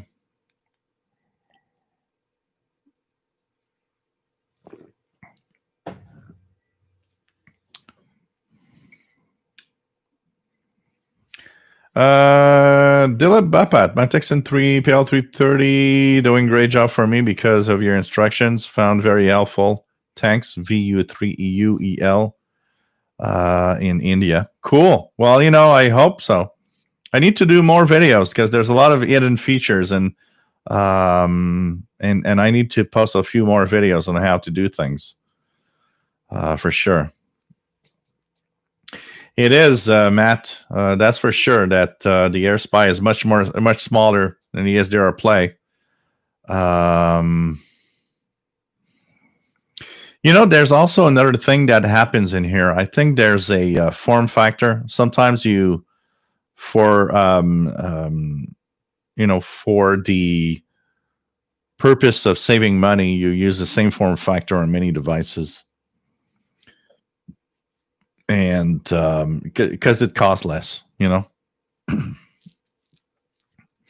Chameli, Mr. Bell, just managed to get my 12-bit SDR Play V2 to work on the SDR console. V3, I'm doing some comparing. Same antenna as my AirSpy. Cool. Cool.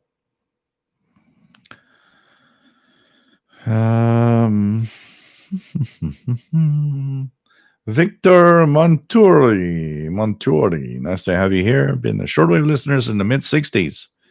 Things have sure changed, that's for sure. Canadian radio TV guy who owned the original DSP Ethon Granding satellite release version that came out before the Elite Executive. It's great radio, but I think I'm enjoying the PL330 more. I gotta say, you know, take out the reverse tuning on fine tuning. The PL330 form factor, size, and what it does is surprising for the price. It's different. It's a question of difference, you know. It's you know, it's something.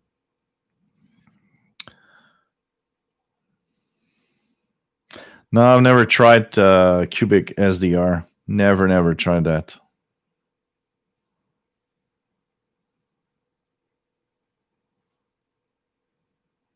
So Matt says I have to use the external 2.5 megahertz high pass filter in my AirSpy. I'm curious. What I've seen from a lot of people was that.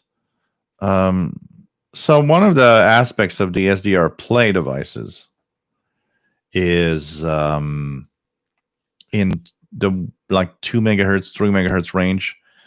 Depending on the low frequency that's in it, it happens that you have medium wave signals invading the 2 or 3 megahertz range. But it depends on how it's set up, because it doesn't happen often or always. It depends on how it's actually set up. A lot of people have been telling me, well, there's no spurious signals from the AirSpy HF Plus. Okay.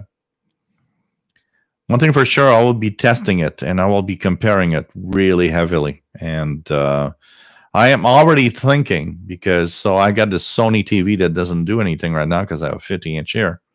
I've been thinking of repurposing the Sony TV with a laptop that will be dedicated. Because I got several laptops here, so why not dedicate a laptop to the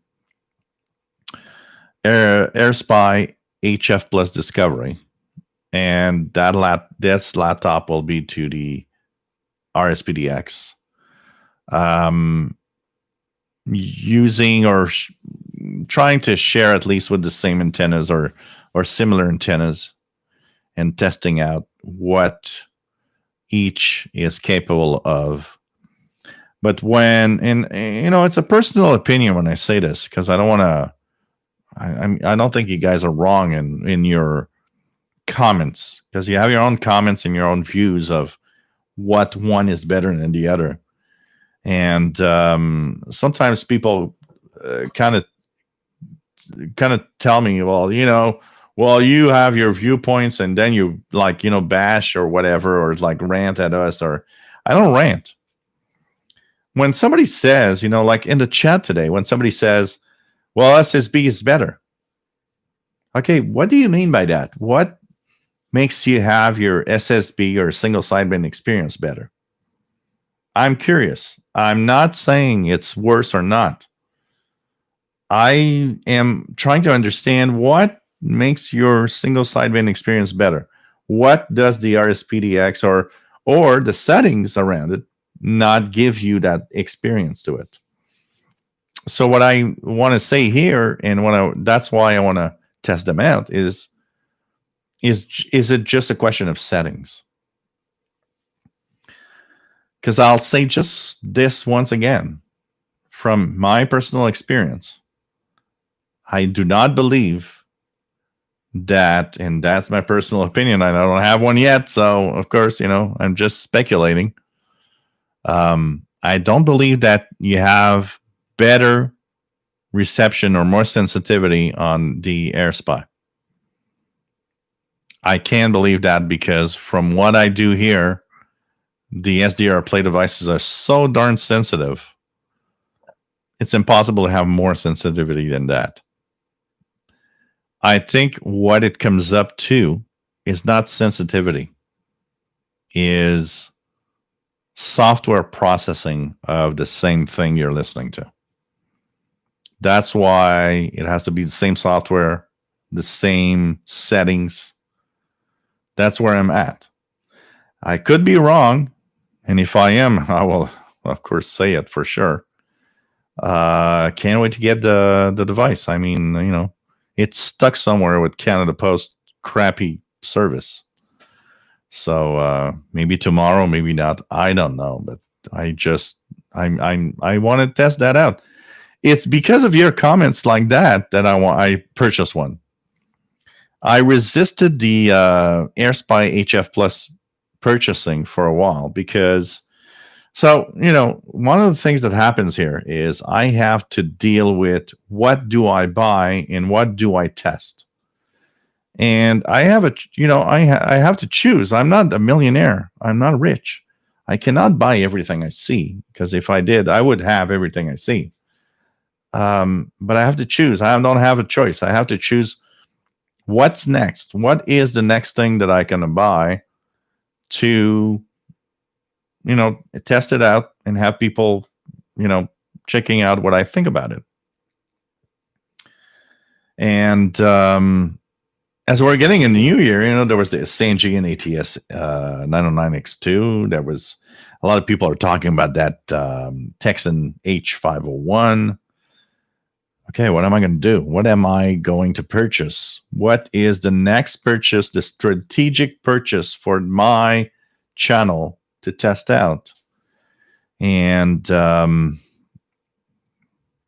think it was natural because after all the comments I saw was, well, SDR is something that's getting a big, there's a big side to SDRs. And what am I going to test? Well, that's okay. Let's get the AirSpy HF the Plus Discovery, because I think from what I see, and there's so much comments about it, I need to see it on my own. Not that I don't believe you guys, because we all have a different experience with different things, but I need to see it for myself and test it for myself and compare it for myself.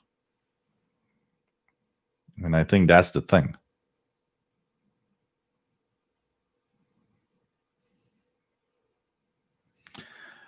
What else do we have?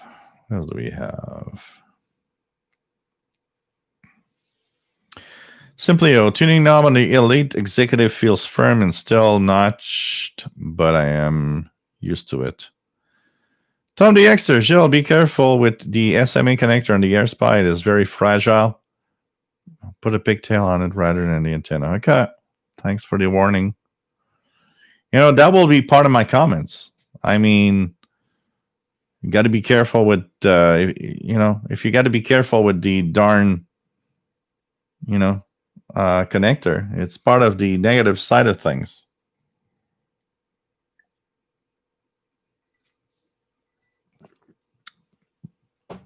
So Simplio says the front end of the AirSpy R8 is an R820 and being switched to the R880 tuner chip. And that same tuner is used in the RTL SDR. Okay.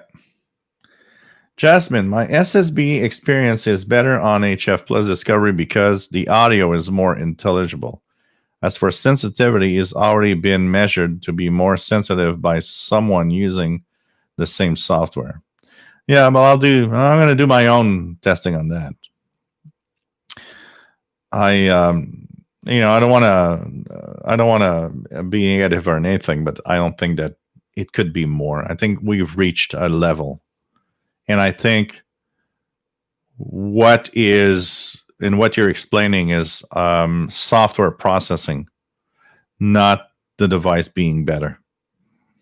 And that's where I think we are at. You like it because the software processing is better with the HF Discovery. But you know what? We'll be testing it. I don't have it yet, but I think it's going to be interesting. But most of the audio and most of what's happening there is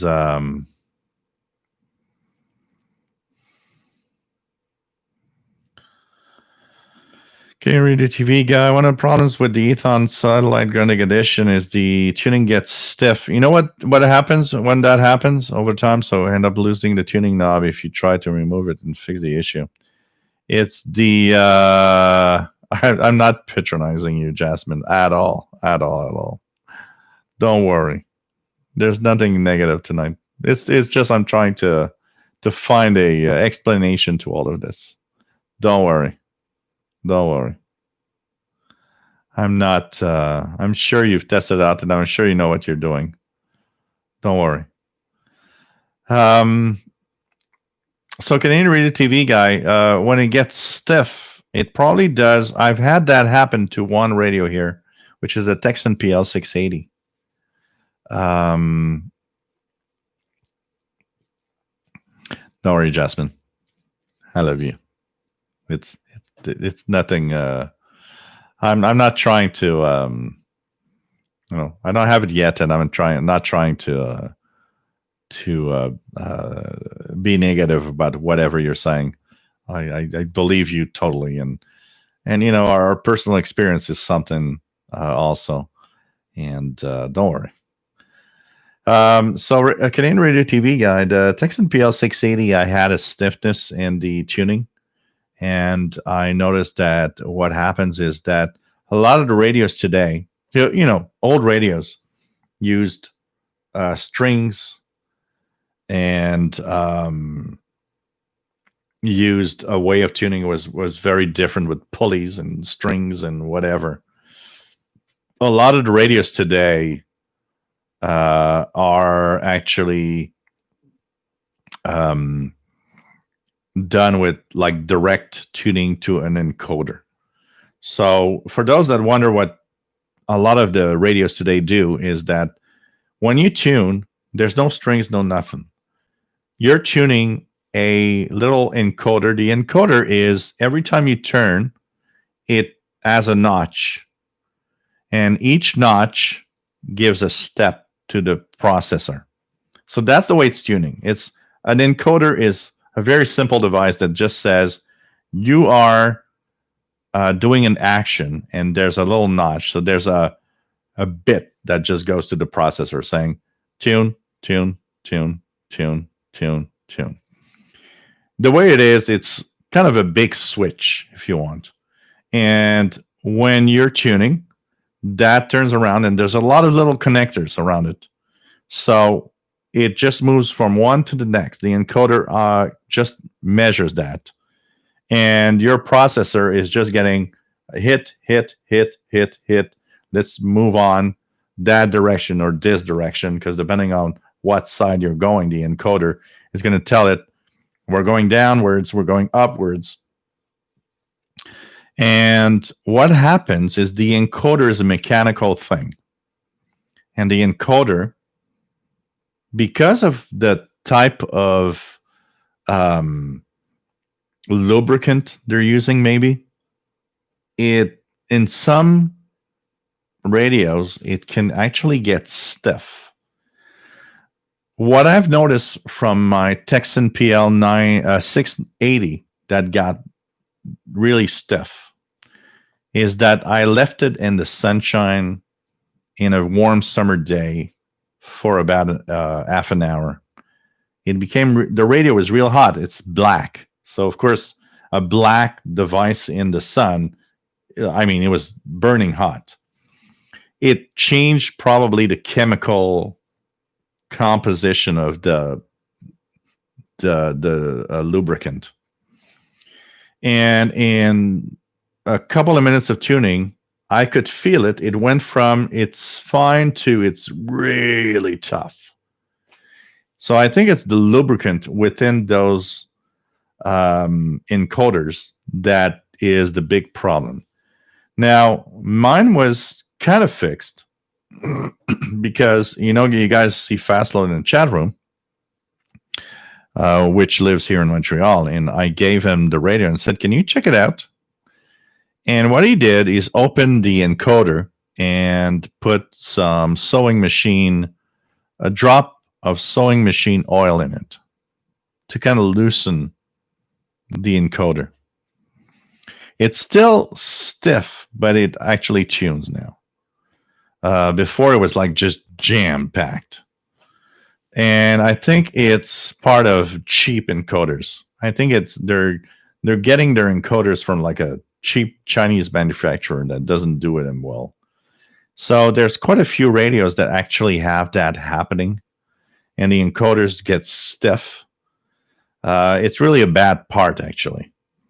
The PL680, what I read on a post once is that they changed the company where they get their encoders. So the newer versions don't have that problem because the encoder is from a different manufacturer. And apparently it doesn't happen. Jasmine, where's Paul? Paul, you know what? I went out to get my drink and Paul was just out the door. I was like, come on, come in. Everybody wants to see you, but he never wanted to, So, what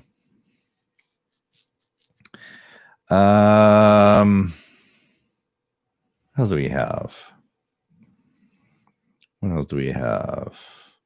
Right now, it's SDR Una because this is an RSPDX device. On this computer that I'm doing the stream with, I'm playing around with the famous RTL SDR V3 device on the VHF channel, and I'm using SDR Sharp. So I'm checking out the different options. Nice to have you here, Chris G7 VEO. Bruce Ducker, nice to have you here, Bruce. Biggest question I have is what computer program you use. So here it's SDR Uno because it's an RSP device that I'm using, a RSPDX from the SDR player.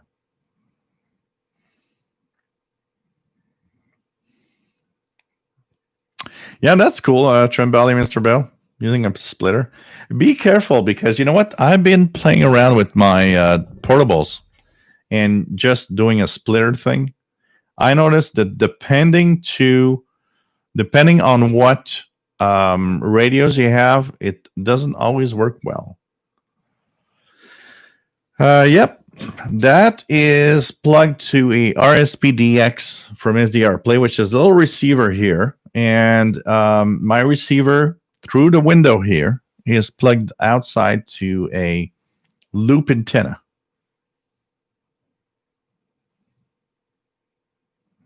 Oh, that's cool, Jasmine. RTL SDR.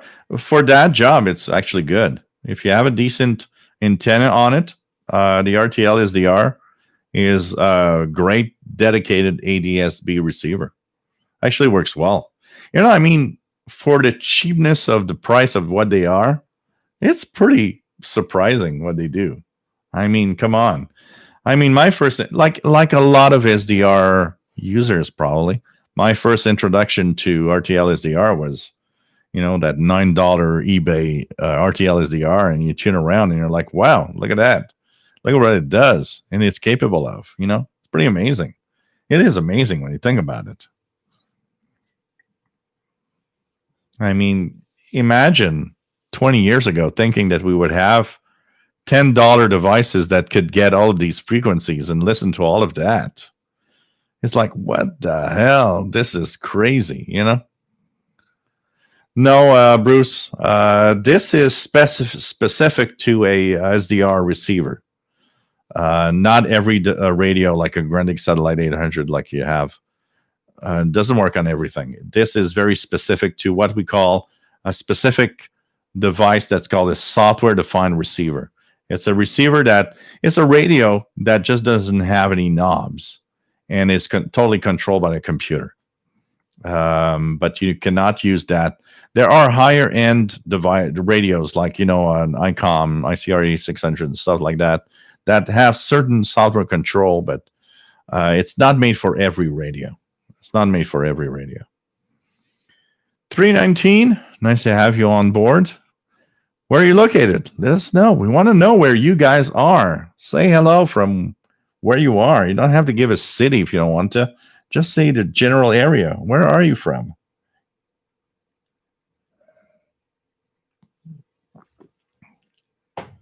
It's nice to have all of you here, and pretty cool. Somebody, Mr. Bale, tested VLF 12-bit SDR play is a lot worse than SPRI using SDR console V3. Okay.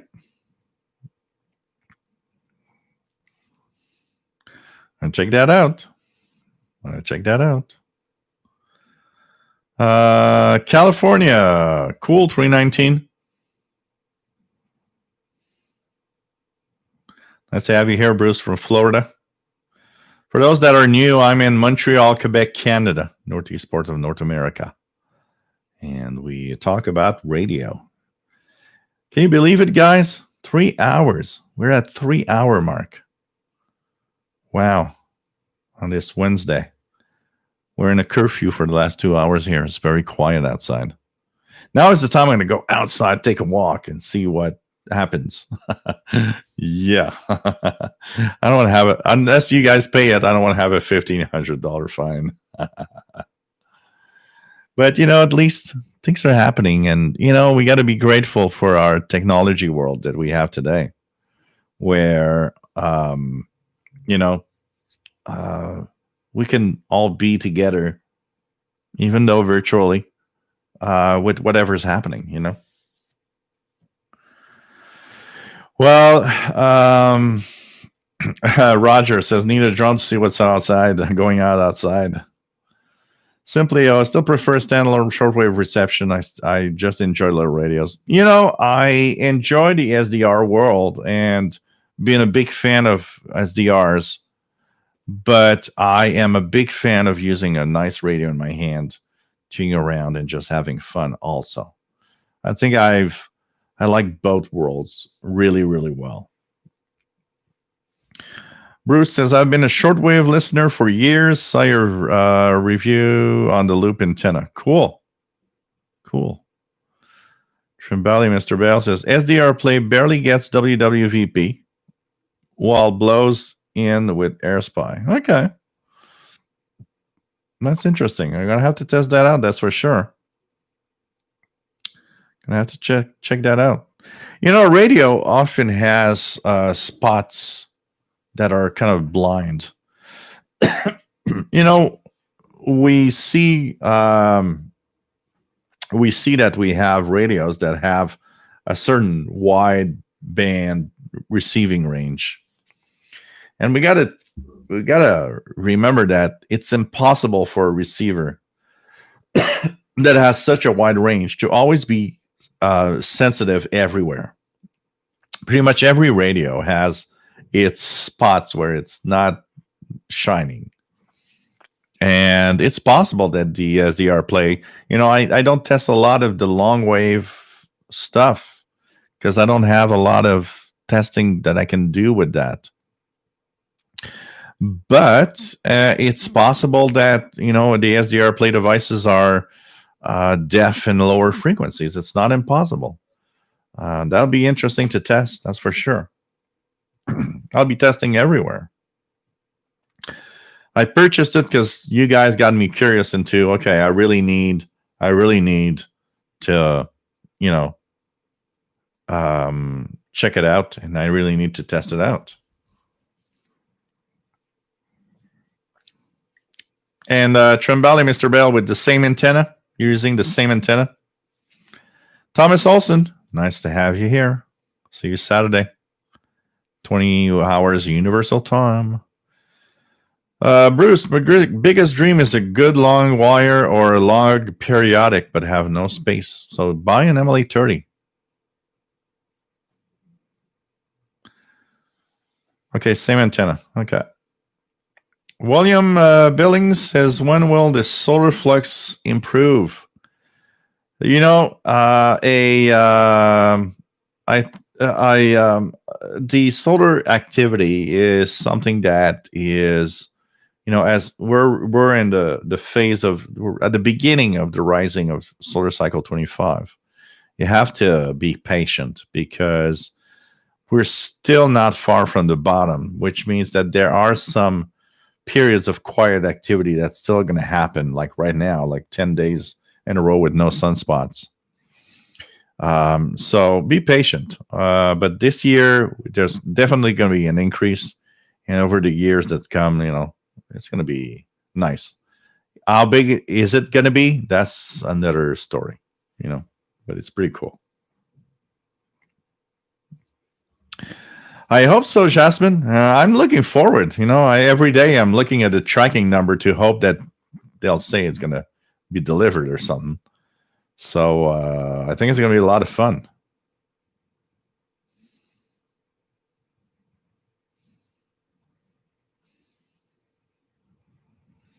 Every season, there's a lot of talk about Bruce. There's a lot of talk about winter's great, and I always say one thing very simple is that every season brings its own coolness in radio at a different level, at a different frequency range. And there's always something cool about every season. If I look at here in Montreal, 45 degrees north, what I enjoy about winter is the afternoon propagation that gives me tons of signals from Europe and all the European and African services that come in quite well. What I like about the equinox, like, getting to March or September, is very interesting propagation with gray line propagation everywhere and listening to signals from everywhere. And summer, it has one thing that's really cool is nighttime propagation is great. I get New Zealand, I get tons of stuff. So every season has its own cool propagation thing.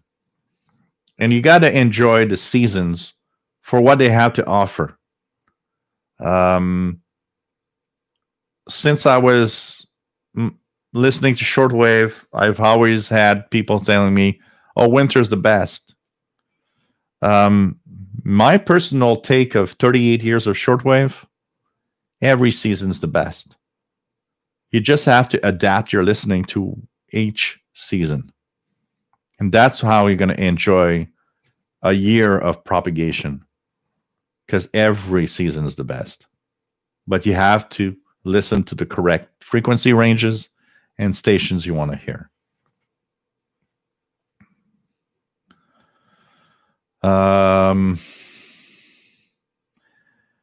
William Billings, thank you.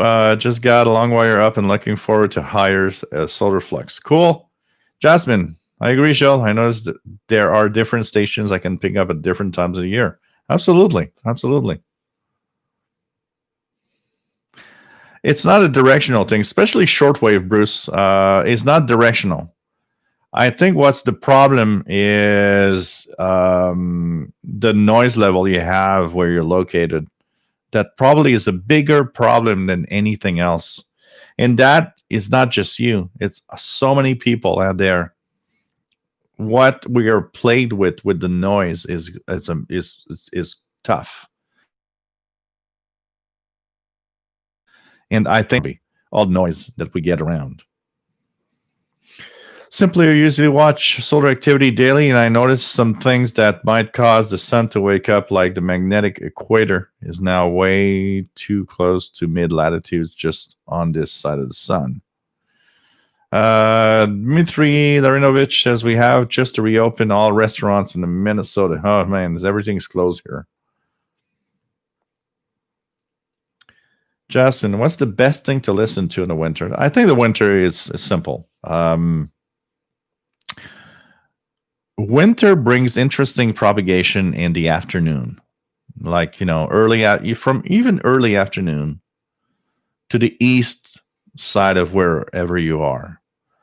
But of course, winter is the king of low frequencies. So it's time to listen to, anything below 10 megahertz, but even lower, like anything below 7 megahertz or 6 megahertz. And check out what's out there in those low frequencies where we usually don't hear that much. Medium wave is amazing in the wintertime. Long wave is amazing in the wintertime, as long as the noise level around you is not too bad. So you got to check that out. Tremelli, Mr. Bell, just for reference, my SDR play minimum bandwidth is 500 kilohertz and max of 10. SPI minimum 192 kilohertz. Max is 956 kilohertz. Okay, that's interesting. So 1 megahertz, roughly 1 megahertz max. Huh. Okay. Have to adapt to that.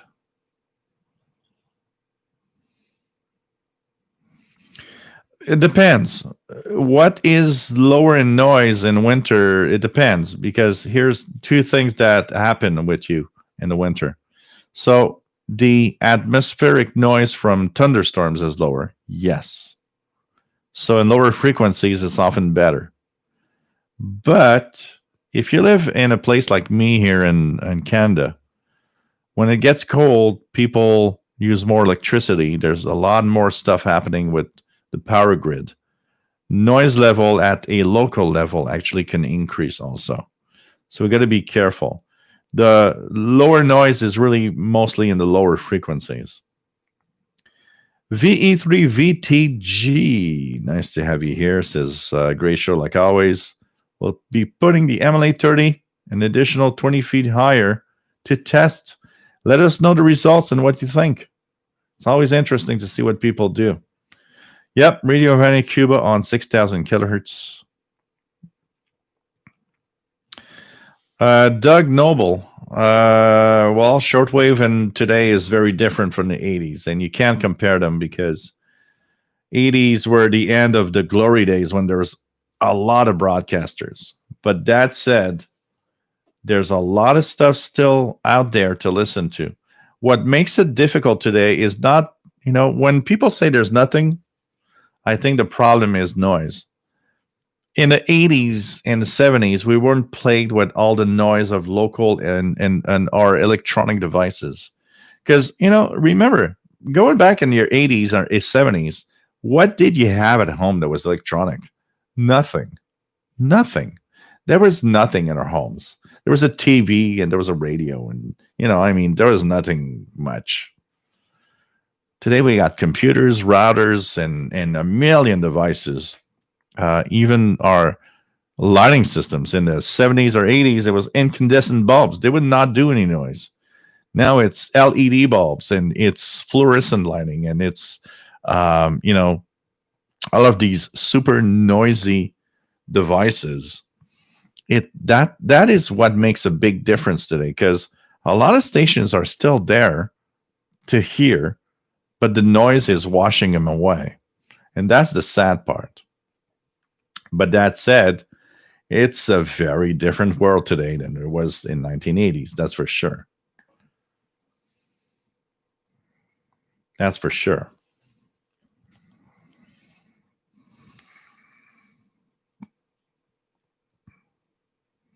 The MLA30, you're going to have a lot of fun with that. It's not expensive, and it's really going to bring back a lot of radio listening. For those that have noise, the MLA30 is great for that. I can tell you that.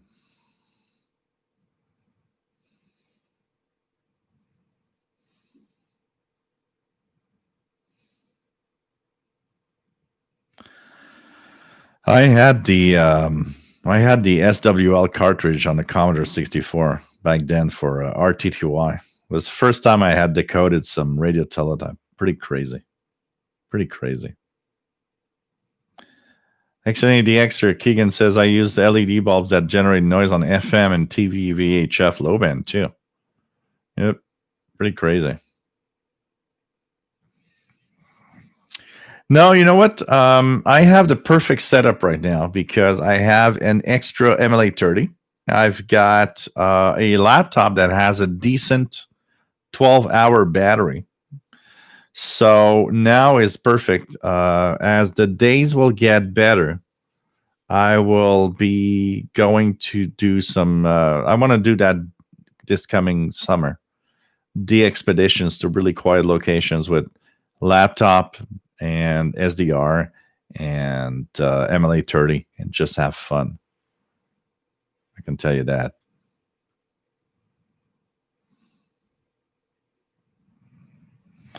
I got tons of QSL cards. When I open that album of QSL cards, man, I get so nostalgic. So nostalgic.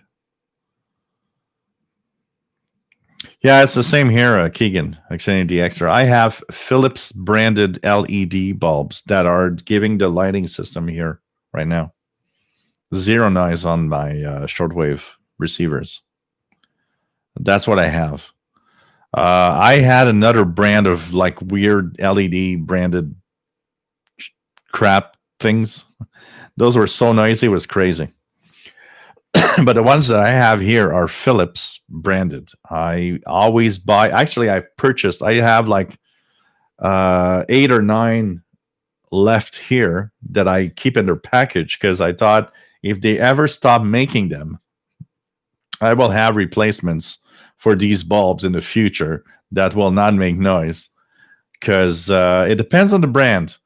The best thing to do is purchase, a couple of brands and test them out. one after the other and see how much noise. Some are almost no noise, and some are very, very bad. You got to be careful. So just make sure that you check it out correctly. So hey guys, I've been on for 3 hours and 15 minutes. I'm getting a little tired. So next show is Saturday at 3 p.m. Eastern, 20 hours Universal Time. Hope you enjoyed the show tonight. It's always fun to be here. We're going to end the show with my usual. Let's end the show with Moscow Nights. I like that.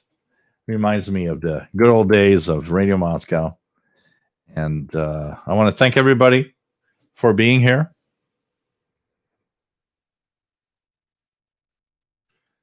It's always cool to be here.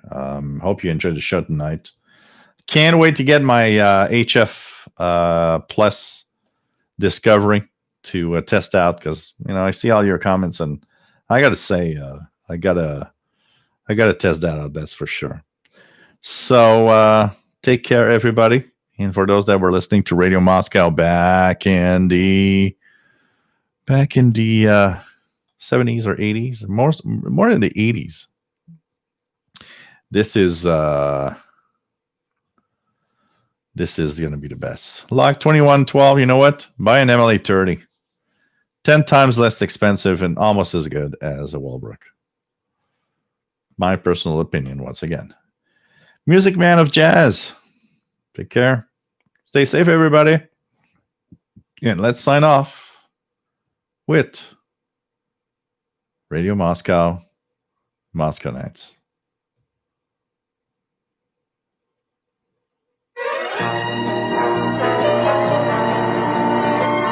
This is Radio Moscow World Service. We're broadcasting on the 16, 19, 13, 22, 25, and 49 meter band. Bye, everybody.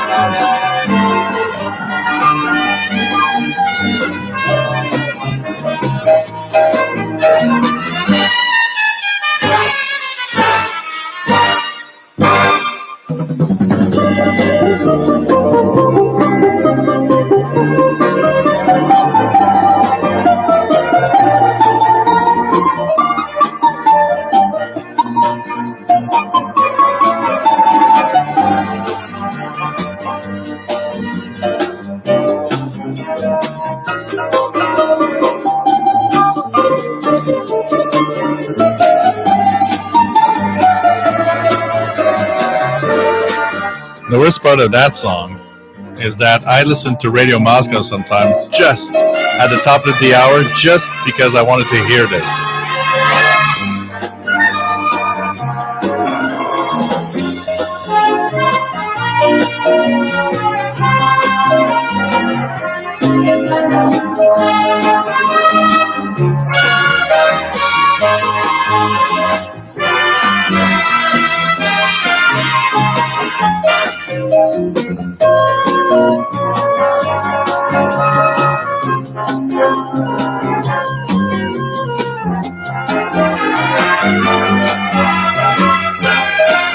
Yep, listen to the radio, guys.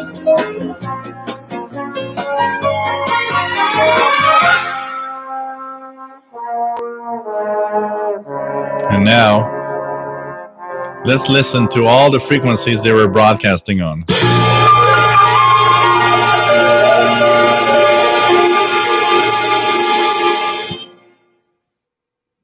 We'd like to inform our North American listeners that 9.70 megahertz in the 31-meter band is now available. Radio Moscow can be found on 17 frequencies on 13, 16, 19, 25, 31, 41, 49, and 500 meters. That's 16 frequencies on 13, 16, 15 19, frequencies 25, 31, at the 41, same 49, and time. 500 15 meters. frequencies.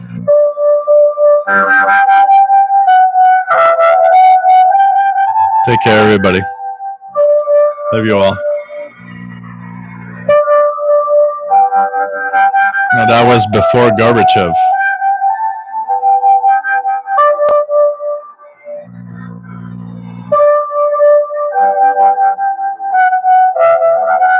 See you Saturday, 20 hours Universal Time.